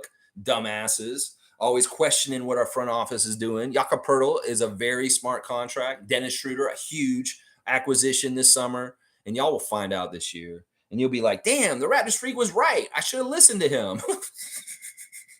All right, let's see. David's also saying we will do better with Schroeder than Fred, for sure. I agree. He's more of a real point guard. And like I said earlier, we may see some of the most capable, exciting point guard play from a Raptors player ever in the history of our franchise. I'm trying to think back. You know, Muggsy wasn't that good. Alvin's great, but Alvin's not the same kind of player that Dennis is. You know, who would be that point guard? Kyle? Kyle's really a shoot first point guard like Fred was. So you put them in the same category. No. Damon Stoudemire would go all the way back to the beginning. Sure. Maybe Damon Stoudemire would be more of a scorer than Dennis, but he was a very good passer also. I don't know. Dennis Schroeder is going to be a different flavor of point guard that the Raptors have not had in a very long time. You couple that with coming in the season with a real starting center, this could be a very different year this year. Trust me, very, very different. And people will be sleeping on us because they think Fred and Nick left and we're going to be garbage. Yeah, you go ahead and think that. Maybe we upgraded by getting rid of dead weight or people that were problems with our team last year. And we're going to be way better this year. Y'all just have wishful thinking, Raptor haters, that you think we're dead in the water because Fred and Nick left. Yeah, there you go. Quick Takes asking, Dennis got to start, no? I don't know. I'm going to predict this, that Darko, unlike Nick Nurse, is not going to stay held to one particular starting five night in, night out, that he will actually maybe have 7 or 8 guys that he starts differently. Now, we know in recent years, the Raptors had to have different starting lineups because of injury, and that Nick would often just put the best 5 guys available out there as the starting lineup. Well, I don't even know if Darko's going to do that. He may very much value Gary Trent as a 6 man and being a scorer off the bench, and then Dennis will probably start. But if he doesn't, and he does want to start Scotty at point guard, I could see Gary starting instead of Dennis. But it really could be a look on different nights depending on the opponent. It could very well be Scotty can be the starting point guard against certain opponents and we can get away with it. But if it's a high-level, high-stress game and we need more savvy leadership that's steady for sure and less turnover prone, then maybe you're starting Dennis at point guard for that game. But I think Darko's not going to put himself in a box like Nick did. With this is my starting 5: Scotty, Gary, OG, Pascal, and Jakob, and that's just my starting 5 every single night. No, He may actually switch guys in and out depending on the matchup and be more flexible with who he starts than Nick was. Nick was very hard line. And it wasn't just like these are always the five guys I'm going to start for sure. It's also like there's no chance. Like, Precious would get in the starting lineup as the alternate starter. It was kind of like that. And in some ways, I hated that. I hated that there were no opportunities. In some ways, if Darko's having a flexible starting lineup that changes depending on the matchup, then more guys will feel more important. And we may get better production across our roster than what Nick's been doing the last 2 years before. So, yeah, I don't know. We'll see. Dennis may be starting half the time. I'll say that. Dennis is David's saying the Lakers fans respect him. What other evidence should we need? Well, we know they also overvalue people, but they do also turn on people real quickly, and they are super, super critical, and they get really mad at failure. And Dennis isn't failure, obviously, because they love him. They associate Dennis with winning and success. So that's a good sign that Lakers Nation very much prizes him as a hero, and they still very much love him. In fact, they were very upset that he's gone this summer. They are not happy about this, and it's our gain in a lot of ways. It really is. Let's see. Nameless is saying, I'll take Canada versus Dennis all day. Thank you very much. So you want to see that final versus Germany? That'll be fun, Nameless. Either way, hopefully we can just beat Serbia tomorrow and take care of our first thing. And then we're in the gold medal game. Whoever wins the other game, yeah, it'll be fun. If it's the U.S. or Germany, it's going to be a fantastic battle. You know it will be. Tom Duke saying people say it's only FIBA, so it's not a big deal. Arguably, the FIBA World Cup is better than the Olympic tournament because the Olympic qualifiers limiting who is involved. Boom goes the dynamite. Tom Duke illustrating the difference between FIBA and the Olympics. This is it right here. Listen, the Olympics only has like 12 teams involved in it. The FIBA World Cup has 32 teams involved in it. So there is way more very talented teams there. Now you get to the Olympics, that's the higher stages of getting even further. But in some ways, winning the FIBA World Cup, and people in international basketball will agree with this, is more prestigious than winning the Olympics in some ways. Now, it won't be as prestigious to average Joe out on the street because the Olympics is the end all be all. But FIBA basketball people really do understand what Tom's point is. That in some ways the FIBA World Cup gold is more valuable in international play than the Olympics. In some ways, the Olympics is the finish line. In some ways, you got to build your rating in FIBA basketball through the World Cup because there's way more games and there's also you're playing more diversity in teams, as Tom put out. Now, this is the other thing about it. One of the things Canada has been doing in this tournament that's absolutely amazing is, all right, we went into the FIBA World Cup 2023 ranked 15th in FIBA internationally. Well, we're going to rise up high on that FIBA World Cup rankings official by the end of it. It's not the power rankings. Power rankings is a different thing. That's assessing it right now, and we're doing really well there. But no, what they do is they take all of our games that we played at FIBA World Cup. They look at how much we won by. They look at the quality of the opponent, and they weight scores and give us points to our category in the FIBA ranking. So some of our games have been so impressive the way we won at FIBA World Cup, like by 25 points against huge teams like France.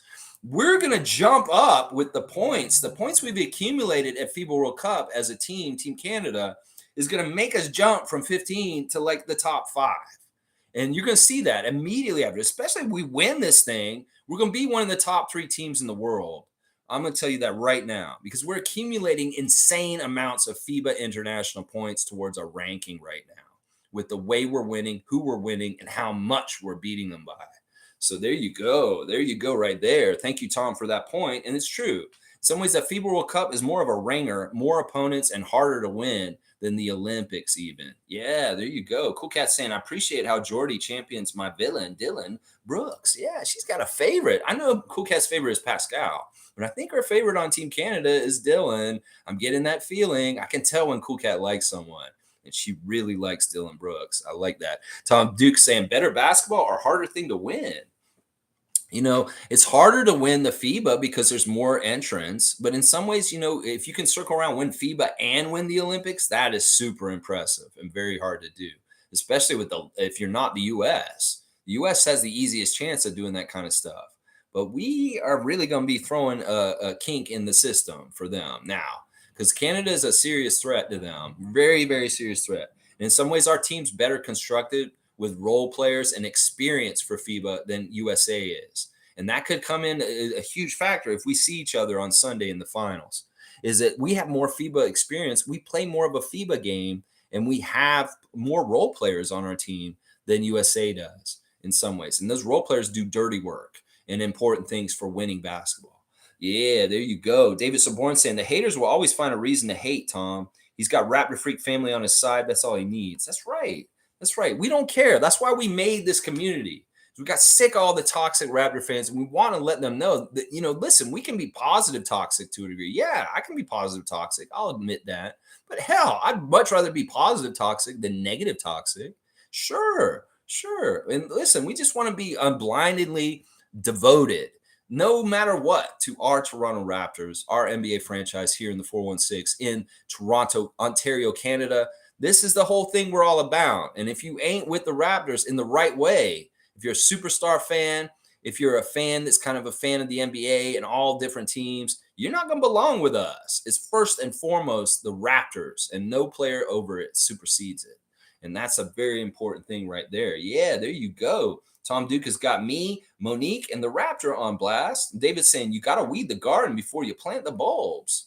That's good advice. I may have to take that very soon in the next month. Yeah, Tom Duke's saying 100% David. Good one, bro. Farmer Tom Duke is out there. Yeah, David Saborn saying inspired by Tom, the GOAT. Yeah, Seymour saying Dr. Claw was my favorite villain. Oh, let me see if I can do a Dr. Claw real quick. Hang on. I might even get a little guest appearance here. All right, I got to do this because then Dr. Claw, of course, is off camera. Get him. Right over there. Get Gadget. Get Gadget. Inspector Gadget. I've done him better. He has more of a deep, crazy voice. I should have. I'm trying to do Dr. Claw without hearing him recently. I'm trying to do him just off of memory from like 30 years ago. David's saying, what size are you, Seymour? He wants to send you a Dylan Brooks Team Canada jersey. What size are you, Seymour Pate? Get with him off the chat and give him the information, the address. David Saborin's going to send you something. That's right. Nameless has got my cutoff. Wow, such a very deep, thick cutoff there with stop signs and no and stuff like that. Okay. Stargate saying the on thing that will derail the season is a rash of injuries. Don't predict that. Knock on wood. Yeah, did that. Other than that, if the Raptors stay reasonably healthy, I think they will be much more successful. I agree with this. Always injuries can be a problem. We just want to have good luck with them. We had bad luck with injuries last year, and it was part of the catalyst that caused our season to unravel. So, yeah, we want to keep things together. Maybe in some ways that was Nick's fault because he put so many eggs in Pascal's basket that when Pascal went out, we were in trouble. Maybe this will be a difference with Darko, that he's not putting so much on the haves versus the have-nots on the roster for our team. So there'll be more balance, better next man up, and not such a glaring bad hole when one particular player is missing. So that's what I'm hoping for. We did better with this a couple years ago, but last year, really not good with replacing guys and injured with next man up mentality. That was not happening last year in some ways. That made me mad. Quick Take saying we lost Fred for something. What did we lose him for? We lost him for like not having him on our team anymore, taking so many shots. We won because we lost him. Seriously. In some ways, I love Fred, and his part in his history with our team is important, and he is a hero to our team. But he's also got a lot of things that aren't good about his game that drag us down. And in some ways, I'm going to make this argument that his subtraction is an addition. A lot of people are always saying that, and they feel that. The Fred haters definitely feel that.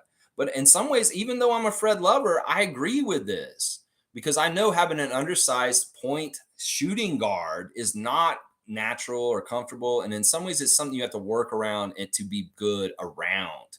It's not actually conducive to winning basketball for the most part. So I'm going to argue that Fred's departure is actually addition by subtraction. And what did we lose him for? We lost him for not having to pay him $43 million a year. That's a win. That's a win. Yeah, three times. Three times. All right. David's saying exactly. We kept 43 million a year and got rid of the toxicity. Sounds like a win. Yeah. What's not to like about that? Cool Cat saying, Lex, I agree. We don't lose players for nothing. Fred too expensive. We move on and use that money for plan B. That's a win. We're not in shambles. Exactly. They wanted to paint that with Kawhi leaving. Oh, the Raptors are going to be in shambles. Well, what did we prove that year after? We had a better record without Kawhi after he left. Everybody used to say, oh, a player leaves for nothing. That team's in shambles. They just lost nothing. That's a myth. That's some bullshit that people make up. Oh, player leaves, walks for nothing.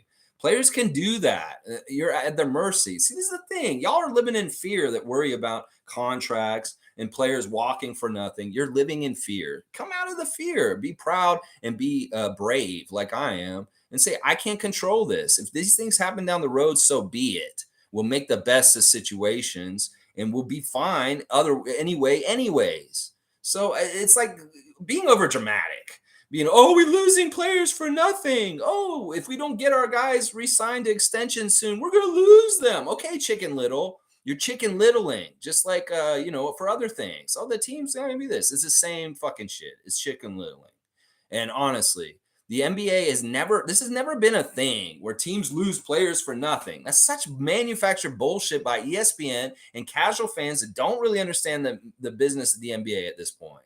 Seriously, you invest in a player, it's a contract. We had Fred for certain years. He worked for us. We paid him. He gave us a good service. That contract ended. Now he goes and plays for somebody else. That's just like any job. You can have a contract working for a company and then you go work for somebody else. Did they lose somebody? Sure. And maybe they do miss some of the stuff they did, but they probably got somebody else to come in and take the job. Everybody's replaceable in this world. That's the ego that gets in your head and say, oh, I can't be replaced. That's bullshit. Motherfucker will place you at your job tomorrow if they really want to fire and hire someone. That's what I'm saying. Get over yourself. And Fred is just the same, even in this situation. Dennis is an upgrade. I'm gonna say that right now. Stargate saying, hang on, it jumped. Stargate is saying, hang on, I gotta make sure I get the right Stargate one. Laugh out loud. Why can't we just be fans nowadays instead of armchair GMs? Shaking my head. Exactly.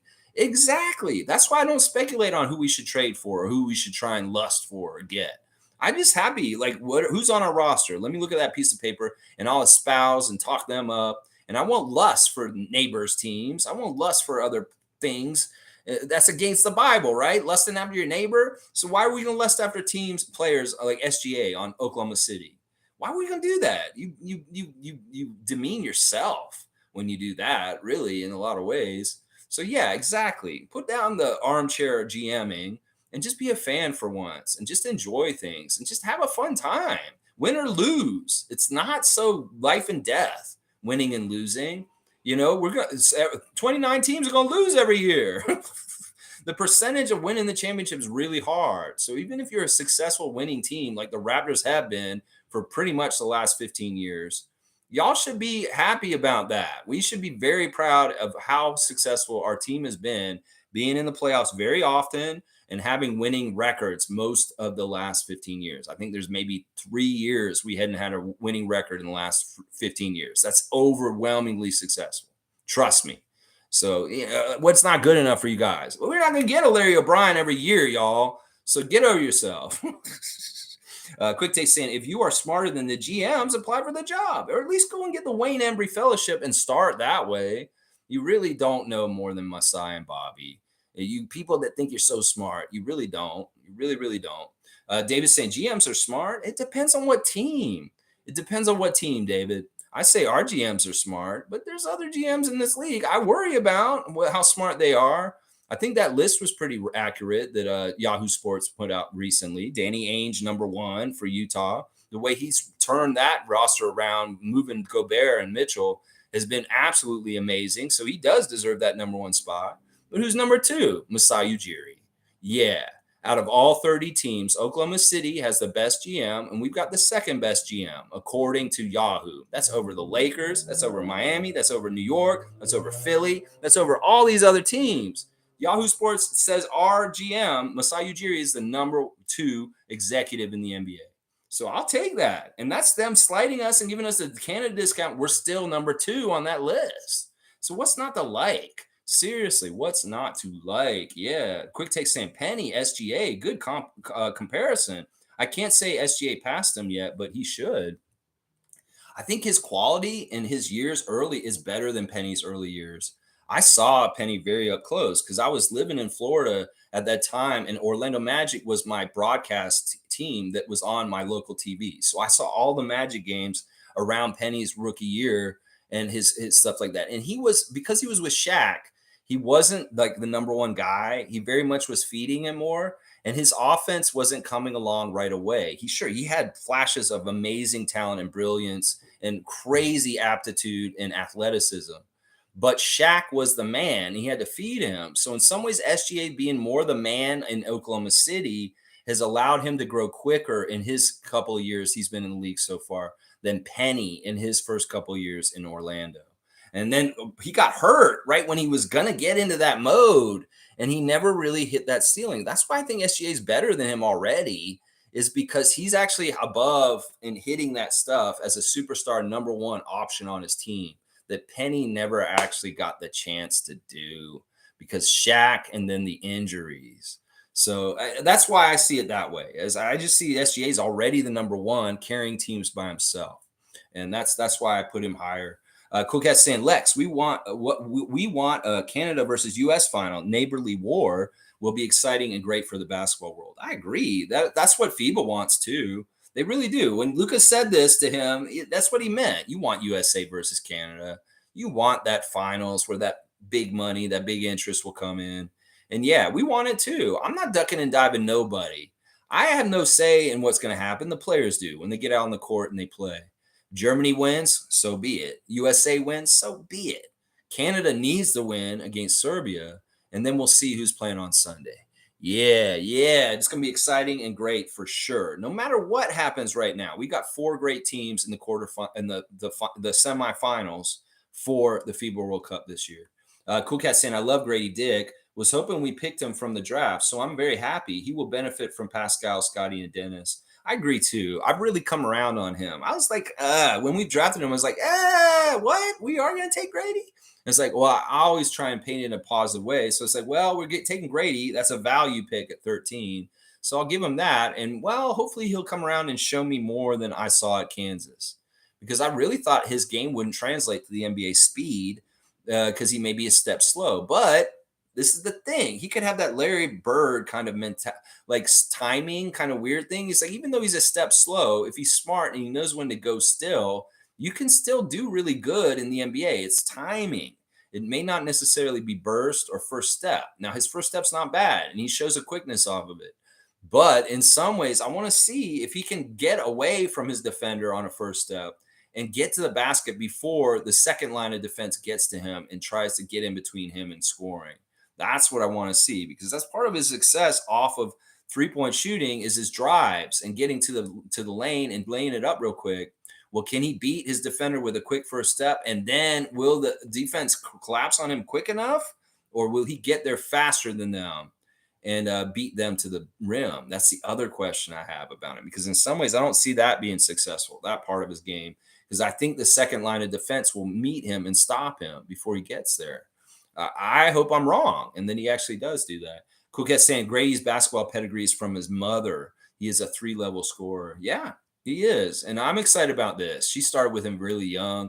She started with him very fundamentally correct. I've heard him say in interviews that his mother was really onto him to keep the same technique and really, really learn that. And that's part of the reason why he's such a good shooter, is that he really paid attention to his fundamentals of his shot and making sure that his stroke and his motion is the same every single time. And that's part of the reason why he's so good. Stargate saying Jordy is running a different system than Nick. When they reverted back to playing a Nick Nurse style, they lost to Brazil. Yeah, I'll take your word for it, Stargate. That sounds about right to me. Blackhawks here. Good to see Neil. Glad Jordy is the coach. However, Nick Nurse does deserve credit, and Jordy gave it to Nick and Jay Chirano. The one thing Nick Nurse demanded was the 3-year commitment, and he was right about that. Yeah, I won't disagree with that. And that has been a huge help for our team. And I honestly, I want to see these guys on longer commitments. These Lithuanian guys have been on these teams for like 20 years, like Jonas. So I want to see these guys get involved in like decade-long commitments. Let's see if we can go approach Mathurin and Sharp and say, you guys want to be on Team Canada for 10 years? Yeah, come on in. Well, we can't say for sure. We don't know what's going to happen with our NBA careers. We might win championships and can't show up. Well, how about you give us a loose commitment and you'll be here? But if you win a championship, you won't show up, just like Jamal Murray. Is that fine? Yeah, I'll do it. 10 years. Sure, I'll come down there. Shaden Sharp, Ben Mathurin, Andrew Nebhart. Yeah, I'm all about that. I like that idea. And I'll agree. We should give Nick credit for that, establishing, like trying to keep cohort and groups together for sure. Blackhawk's right. I know I'm a Nick hater right now. It's because he works for Philadelphia. But yeah, he does deserve credit. Doug Smith's right too. But in some ways, I just don't like it. Don't take shine from Jordy right now. Because in some ways, this is Jordy's show. And you trying to introduce articles in Toronto Star this week about Nick Nurse's DNA being all over the team. Yeah, tacky. Dana's saying, I love the FIBA watch alongs. Awesome. I'm glad you're really enjoying them, Dana. I'm enjoying them too, even if they've got me getting up at crazy ass hours in the middle of the night.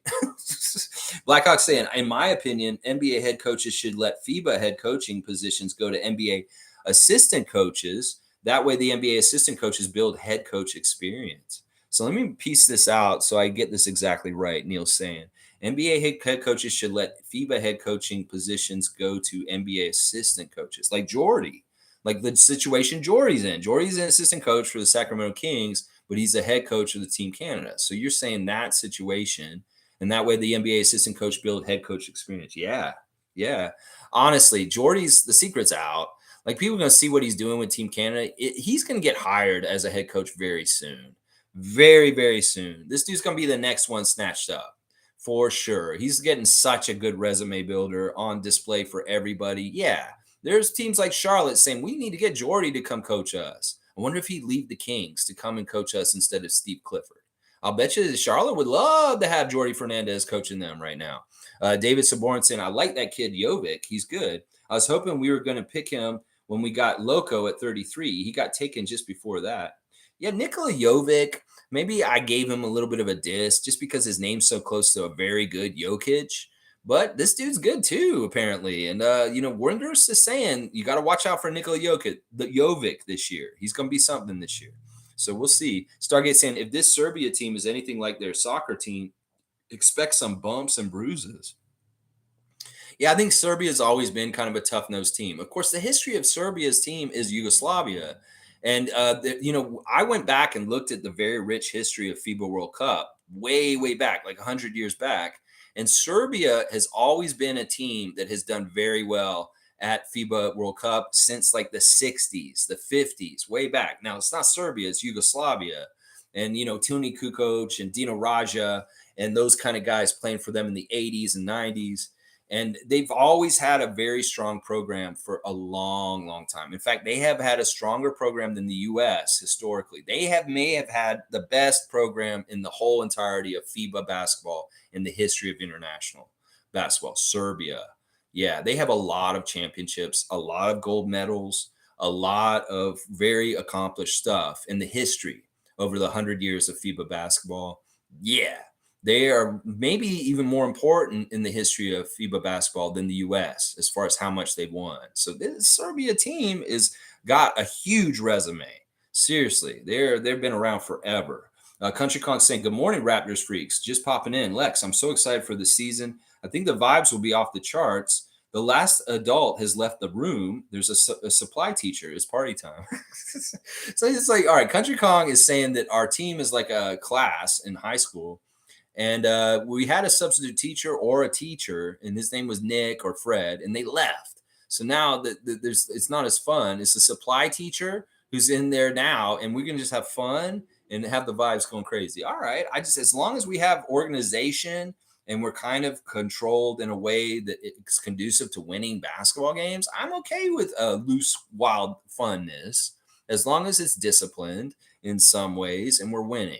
That's all I care about. NBA Quick Take saying, yes, Bogey is the primary ball handler in the world system, but not the NBA. Okay, Bogdanovich is a ball handler in the FIBA, but not at the NBA. Yeah, it's Trae Young because he plays next to Trae Young. And even he's off the bench for the Hawks, isn't he? Bogey has been off the bench for them quite often as their sixth man coming off the bench as a scorer. So yeah, he's in a different role with the Serbia team. He's the number one. He's like Luka for them on this team. He's very much like their Luka. Dana's saying, I want the U.S. to lose tomorrow. I want to play Germany. The U.S. needs to lose for once. The U.S. does lose every once in a while. The U.S. isn't as successful in international play as everybody puts them out to be. They're about 50-50, meaning they win 50% of the time or they don't. They either win it all or they don't. And quite often, there's 50% of the time they don't win it all. They have a failure at some point and they don't. But either they're winning it all or they don't. And that's basically how kind of it goes with USA in the last 30 years since they let NBA pros start playing in FIBA competition. So, yeah, Kareem Thomas is saying, as part of the Raptors Freak basketball fantasy, Dennis Schroeder will duo just fine on the Raptors. I had him as my guard most nights. So last year, when we did our fantasy league, Kareem Thomas had Dennis Schroeder on his fantasy team, and he's reporting to us that he did quite well for him fantasy-wise. We'll have to get this all set up again, guys. We'll be doing another fantasy league this year, and I'm going to put up some polls on this channel asking you guys if you want to play head-to-head or rotisserie and whether we should play it on ESPN or Yahoo. And you guys can write in the comments right now. If you have a direct thing right now, how you feel about it. I haven't made the decisions yet. David says he likes rotisserie and not the head-to-head like we do in the WNBA right now. So think about this, Kareem. Would you rather play head-to-head or rotisserie? And would you rather play it on Yahoo or ESPN? Which one of the sites? Because I want those answers, and we'll figure it out from what the majority wants. In some ways, I really like the idea of doing a head-to-head this season. And I thought that ESPN did really well with our WNBA this summer. So maybe I'm ready to switch from Yahoo to ESPN. But if y'all like the interface with Yahoo more than ESPN, I'll pick whichever one the majority wants. And I'll put a poll in the community for this channel, and y'all just mark it. And whoever wins the poll is what we're going to do, just so y'all know. Democracy in action. That's right. There you go. Stargate saying most Raptors haters equal Canada hockey fans and xenophobic American fans of other teams. Yeah. Some of them are people that just hate themselves. They're like, I love the Raptors, but my life, it sucks. And then they see the Raptors through the lens of how much they hate their life. And they're just negative people in general. That's part of it too. They could be true Raptor fans. They just need to be brightened up in their life and see the light and be more happy in their life. And then they could be more happy about the Raptors. I feel like that's part of it sometimes too. David's saying so true. Trevor's saying off to the U.S. today, so I'll join you at tomorrow at 4:30 a.m. Let's go Canada. All right, Trevor, safe travels in the U.S. There is a travel advisory that you could be more likely to be involved in gun violence because you jumped the border. That's what they're telling people that travel to the U.S. If you go there, be careful. There's random shootings everywhere there. So please, Trevor, be careful in the United States as you travel there today. And yeah, I hope I'll see you in the morning at 4:30 a.m. for a game tomorrow morning. Cool Cat saying, Lex, I always root for the underdog. That triumphs against backlash. It shows focus and character. My villain, Dylan Brooks, is a nice person off the court. He's just dogged defender on the court. I'm the same way, Cool Cat. I very much love rooting for the underdog too. It makes me a very natural Raptors fan, obviously, because in some ways we really are for sure an underdog type team.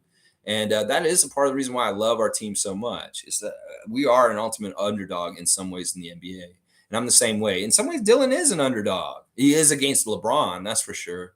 And of course, I'm going to root for him against LeBron. Of course. I may be in the minority of all these LeBron lovers that hate Dylan Brooks. In fact, some lady came up to somebody. Somebody put this out on Twitter. I'm in the cafeteria in Manila. And some lady comes up to me because she sees my press credentials. And she says, I booed Dylan Brooks at the game because I love LeBron. Some Filipino lady who's just at the game. She went to the Team Canada game against Slovenia. And she came up to some reporter and said, I booed Dylan because I love LeBron so much. That really is a lot of why people are hating Dylan so much is because they love LeBron and they see that there's a versus, so they hate him. And it's silly. It's silly in some ways. In some ways, LeBron is actually the true villain in this one.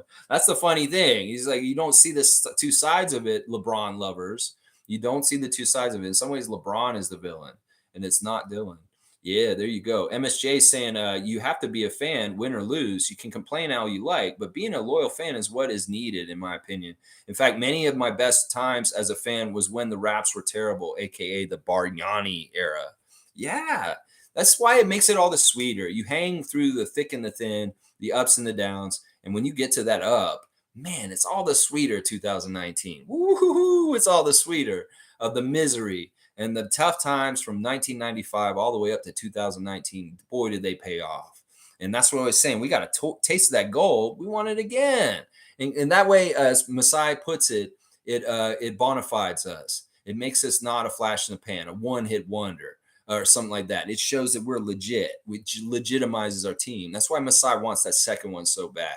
He really, really does, because he wants to legitimize the Raptors as a real NBA power, and he knows that's the way to do it. Now, Masai has the same drive and goals as I do, and many of y'all do too. Yeah, that's what I'm talking about. MSJ is also saying that, and I really do want to stop soon, guys, just so you know. I will go a little bit long today. I don't mind. Fred VanVleet is totally addition by subtraction. People will see it. Dennis is not much lesser a player. In the test, Fred as a Rocket, laugh out loud, he's going to flame out and fall out of orbit. I predict it 100%. I worry about Fred. He has a lot of pressure on him. And in some ways, I don't want him to become a pariah in Houston. I do want him to be successful and not go through tough stress. But man, that price tag you have on your head right now is so hard to live up to, Freddie. And you have no room for error. If you play like you did for the Raptors last year, Rockets fans are going to hate you by the end of the year. This is the only way it's going to be. Seriously, you have to be perfect to really say you earned that $43 million. And I don't think it's possible. I think in some ways that your game is just imperfect to a degree, and they may not accept you in the same way that Raptors fans accepted you to a degree. Some ways, a lot of us turned on you because of that. Rockets fans have no good feelings about you completely, other than your new shiny new point guard for their team, and you're supposedly a savior. Well, if they don't get results and the Rockets continue just to lose like they did last year, yeah, you're going to get a lot of shit, Fred. You're going to get a lot of shit, but you're going to have that money and you're going to keep insulated and keep your comments limited on your social media posts. You'll be fine, I'm sure, but you're going to hear it from Rockets fans, and they may not like you by the end of your time with them, for sure. Cool Cat saying, I also think Fred moving to the Rockets is a good move for his career. His role would be changed on Raptors, and he may not be ready to lose his prominent role. In some ways, I don't like that about Fred. In some ways, Fred, I get it. You ascended to a certain place.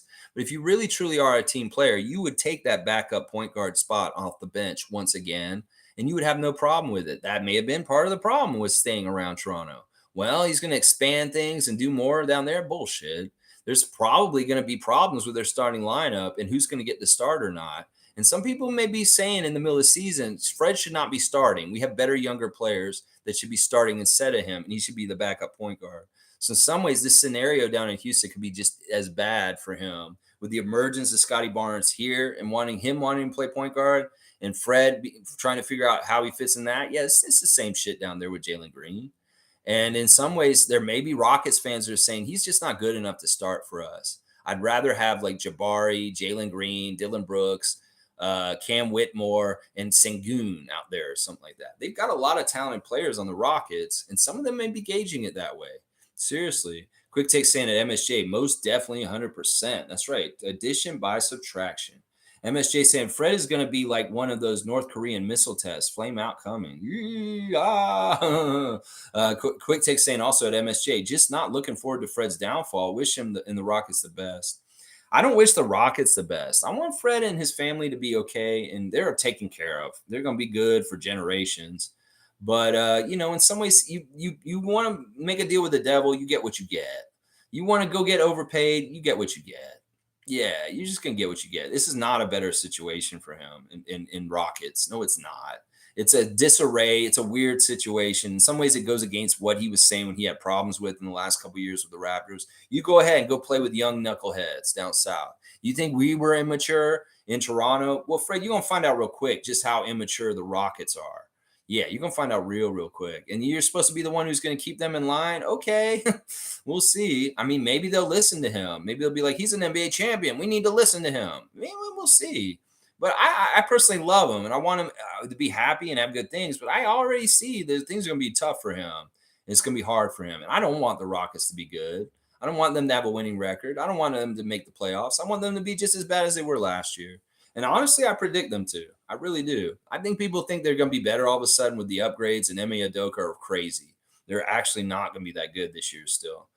G saying, I think Fred will do fine on the Rockets. Tons of spacing with Jalen and Jabari. He was the second in catch and shoots in the league just last February. Used properly, he will do fine. We'll see. We'll see. He's got to depend on all the rest of those guys on that team to show up, to be professional, to play defense. And yeah, I'm not thinking they're going to change that. They didn't play no defense last year for Steven Silas. Okay, is MA going to get them play defense? I don't know. There's too many question marks. In some ways, they have more question marks in Houston than the Raptors do right now. People may say, oh, the Raptors have way more question marks than Houston. No, they don't.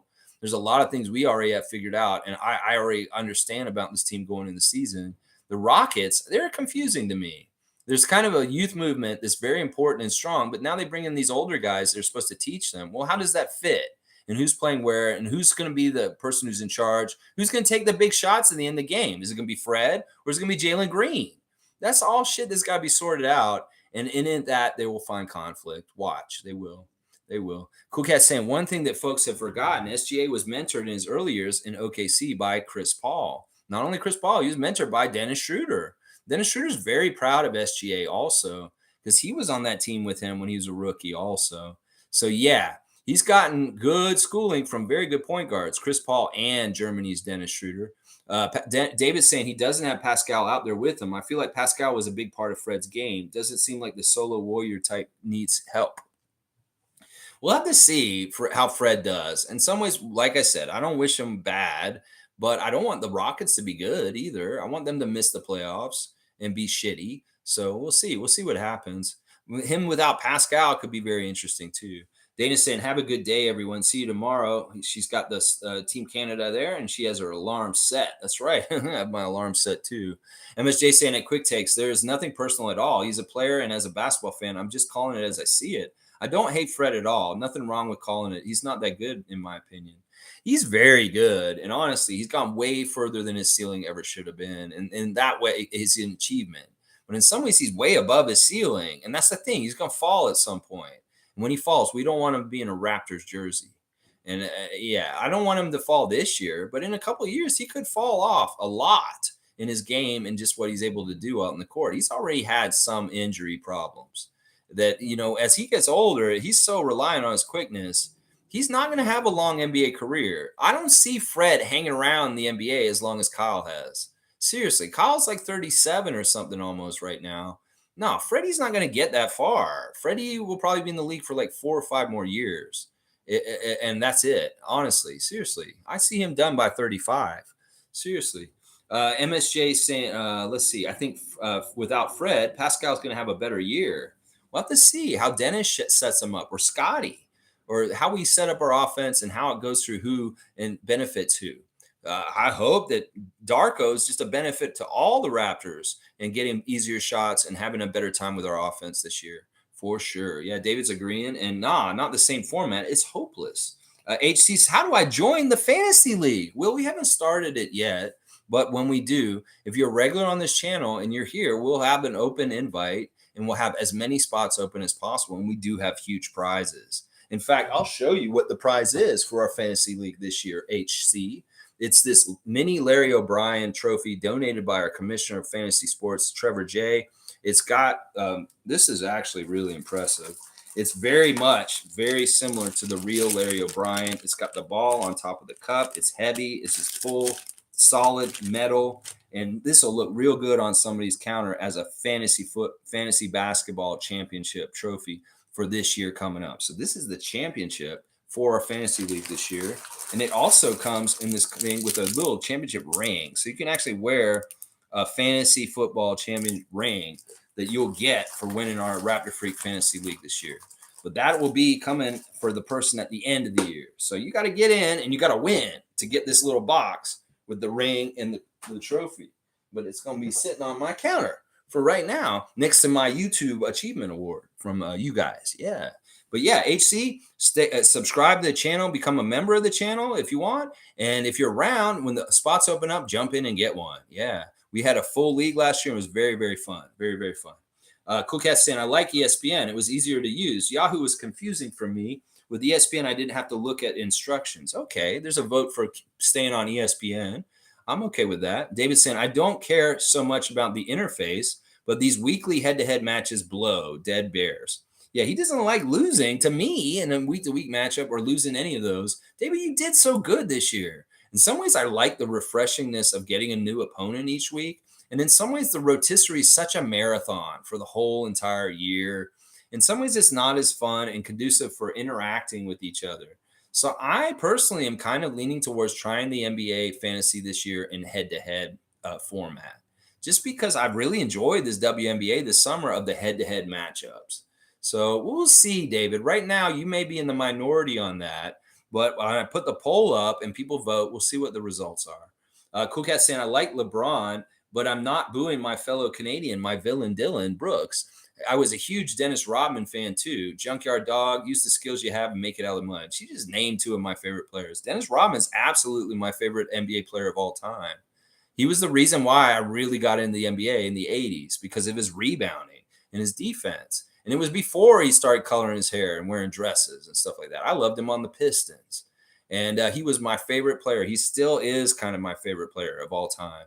And the epitome of what Dennis Rodman did in the NBA, it really will inform you about what I value in basketball is Dennis Rodman kind of stuff. So yeah, I love the villain. I love Dennis. Dennis is my dude. And of course, the JYD is one of my dudes also. Where is the JYD? Right here. We got a little JYD right here. Yeah. I'm always a dog pound. And the crazy thing is I'm Facebook friends with both these gentlemen. And I've interacted with both of them directly. Dennis is fun, man. I talk to him on Facebook from time to time in the chat, and he used to answer me from time to time. So I've interacted with Rodman. It's very interesting. Trevor's saying, I'll be safe. Our team traveled with security. All right, good. You're good. You're going to be with security. That's good that you have security. That's pretty bougie in some ways. Like, wow, Trevor J traveling with security like he's LeBron. Well, all right. I like that. Cool Cat saying, I want Fred to be successful in Houston. I hope his business doesn't falter. He had a huge built-in market from Canada. In some ways, he's exploring the new market of the U.S. He's getting put more on blast by the NBA in certain ways. I'm sure Fred's going to be fine. He's already set up financially for the rest of his life, for sure. So in some ways, I don't worry about him. He took the money. The money's going to save him from everything, whether it's the criticism, the failure, all kinds of different stuff. So in some ways, I don't care about how he does on the court. He's taken care of financially. And that's what mattered to him. Well, you're okay then. So I don't worry about him. That was his priority. He can lay in that bed and lie in it. If he really wanted to stay in Toronto and win with us, he would have figured out a way. But no, he sold out. So in some ways, he's taken care of. He's chosen that route, and I don't worry about him anymore. Good for you, Fred. Your family's always going to be rich for years and generations to come, and you got that bag. That's really ultimately what you wanted. You got a championship too. What's not to like? In some ways, he's already got everything he wanted. Quick Take saying at MSJ, I hear you. And Quick Cat saying, hopefully Fred's style of leadership might adjust a bit after lessons he learned from youngins on Raptors, lessons on communication style. Yeah, we'll see. Honestly, those guys are more knuckleheads than ever. They're smart. They got rid of Josh Christopher because he was part of the problem. Him with some of the youngsters, he was kind of antagonizing, making people all crazy on that team. Well, I still think Fred's going to have a problem. There's some very strong personalities he's going to be around that are different than the ones he was around on our team. Ime Udoka is going to be a very interesting coach in some ways. I know that they're going to very much bond, and he's going to try and get him the best he can. And then Dylan Brooks, there could be some issues with Fred and Dylan Brooks. In some ways, they're not like each other.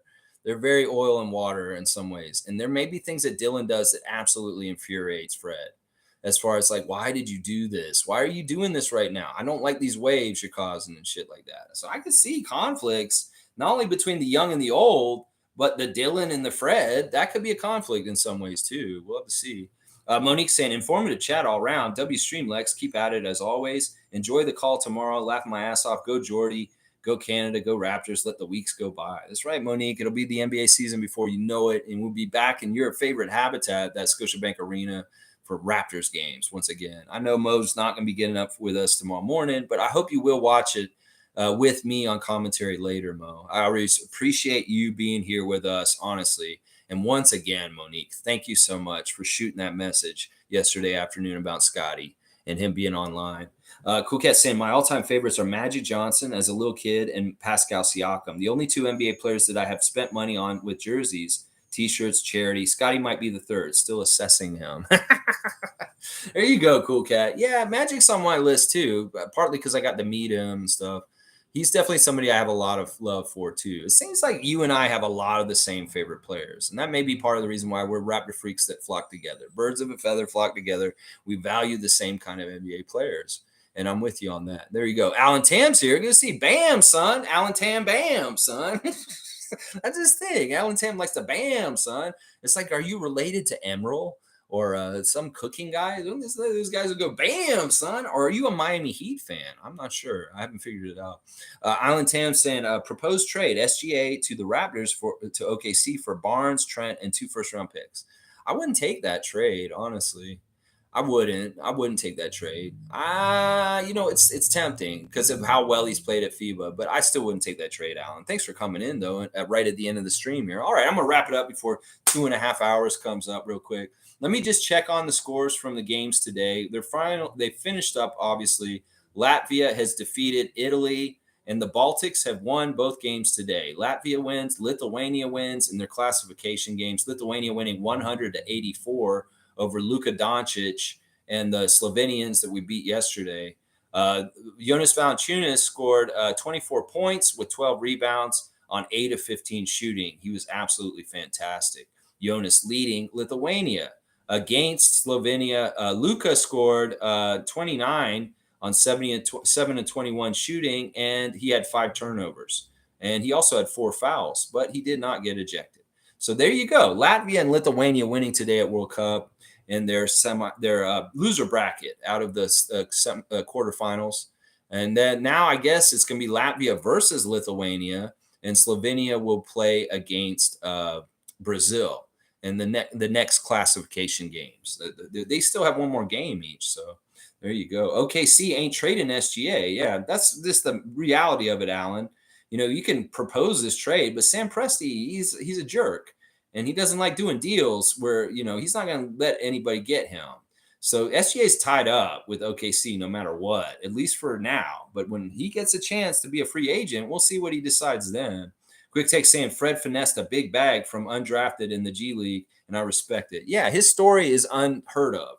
Fred VanVleet's story is a legend, honestly. And Raptors fans need to put that on there, that he's a legend. What he did not only was a legend for the franchise of the Raptors, we should be proud of, he did a legendary thing in the whole entire NBA. And honestly, the more we get further in time, we're going to realize just how special Fred was. And we need to respect him for it. Now, I don't respect him totally for going and get the bag, but in some ways, that's what he got to do. That's what he's got to do. It is what it is. All right, y'all. Thanks for watching me today. Please like, comment, subscribe, and share. I will be on tomorrow at 4:30 in the morning for the game against Serbia. Tomorrow morning, I'll be doing a watch along live, watching the game. So you can hear my commentary live during the game, reacting to it. So I hope you'll join me, even though it's a very odd time and very early in the morning. Alan's saying, what happens when Shea demands a trade? He might get fed up if the constant losing because OKC is going nowhere. Yeah, I agree with this. I don't know if he's that personality, though, that he's going to be like that. I was saying that earlier. He's got a really good mindset and maturity to him. So I don't know if he'll actually publicly demand trades like a prima donna like Lillard or Harden this past summer. No, I think he'll play it smart, and he'll, work with his agent. And, there is a point in time where the player is free to make their decision whether they want to re-sign with their team or not or go somewhere else. That is where we'll have to see. So it really is when his contract ends. Then we can talk about SGA possibly coming to Toronto. But otherwise, it's just a waste of air to talk about SGA coming to Toronto. Well, when's his contract end? Then maybe we can talk about it around then, realistically. Same thing with Giannis. Giannis stuff is coming up again. Giannis is sounding unhappy with the Bucks right now.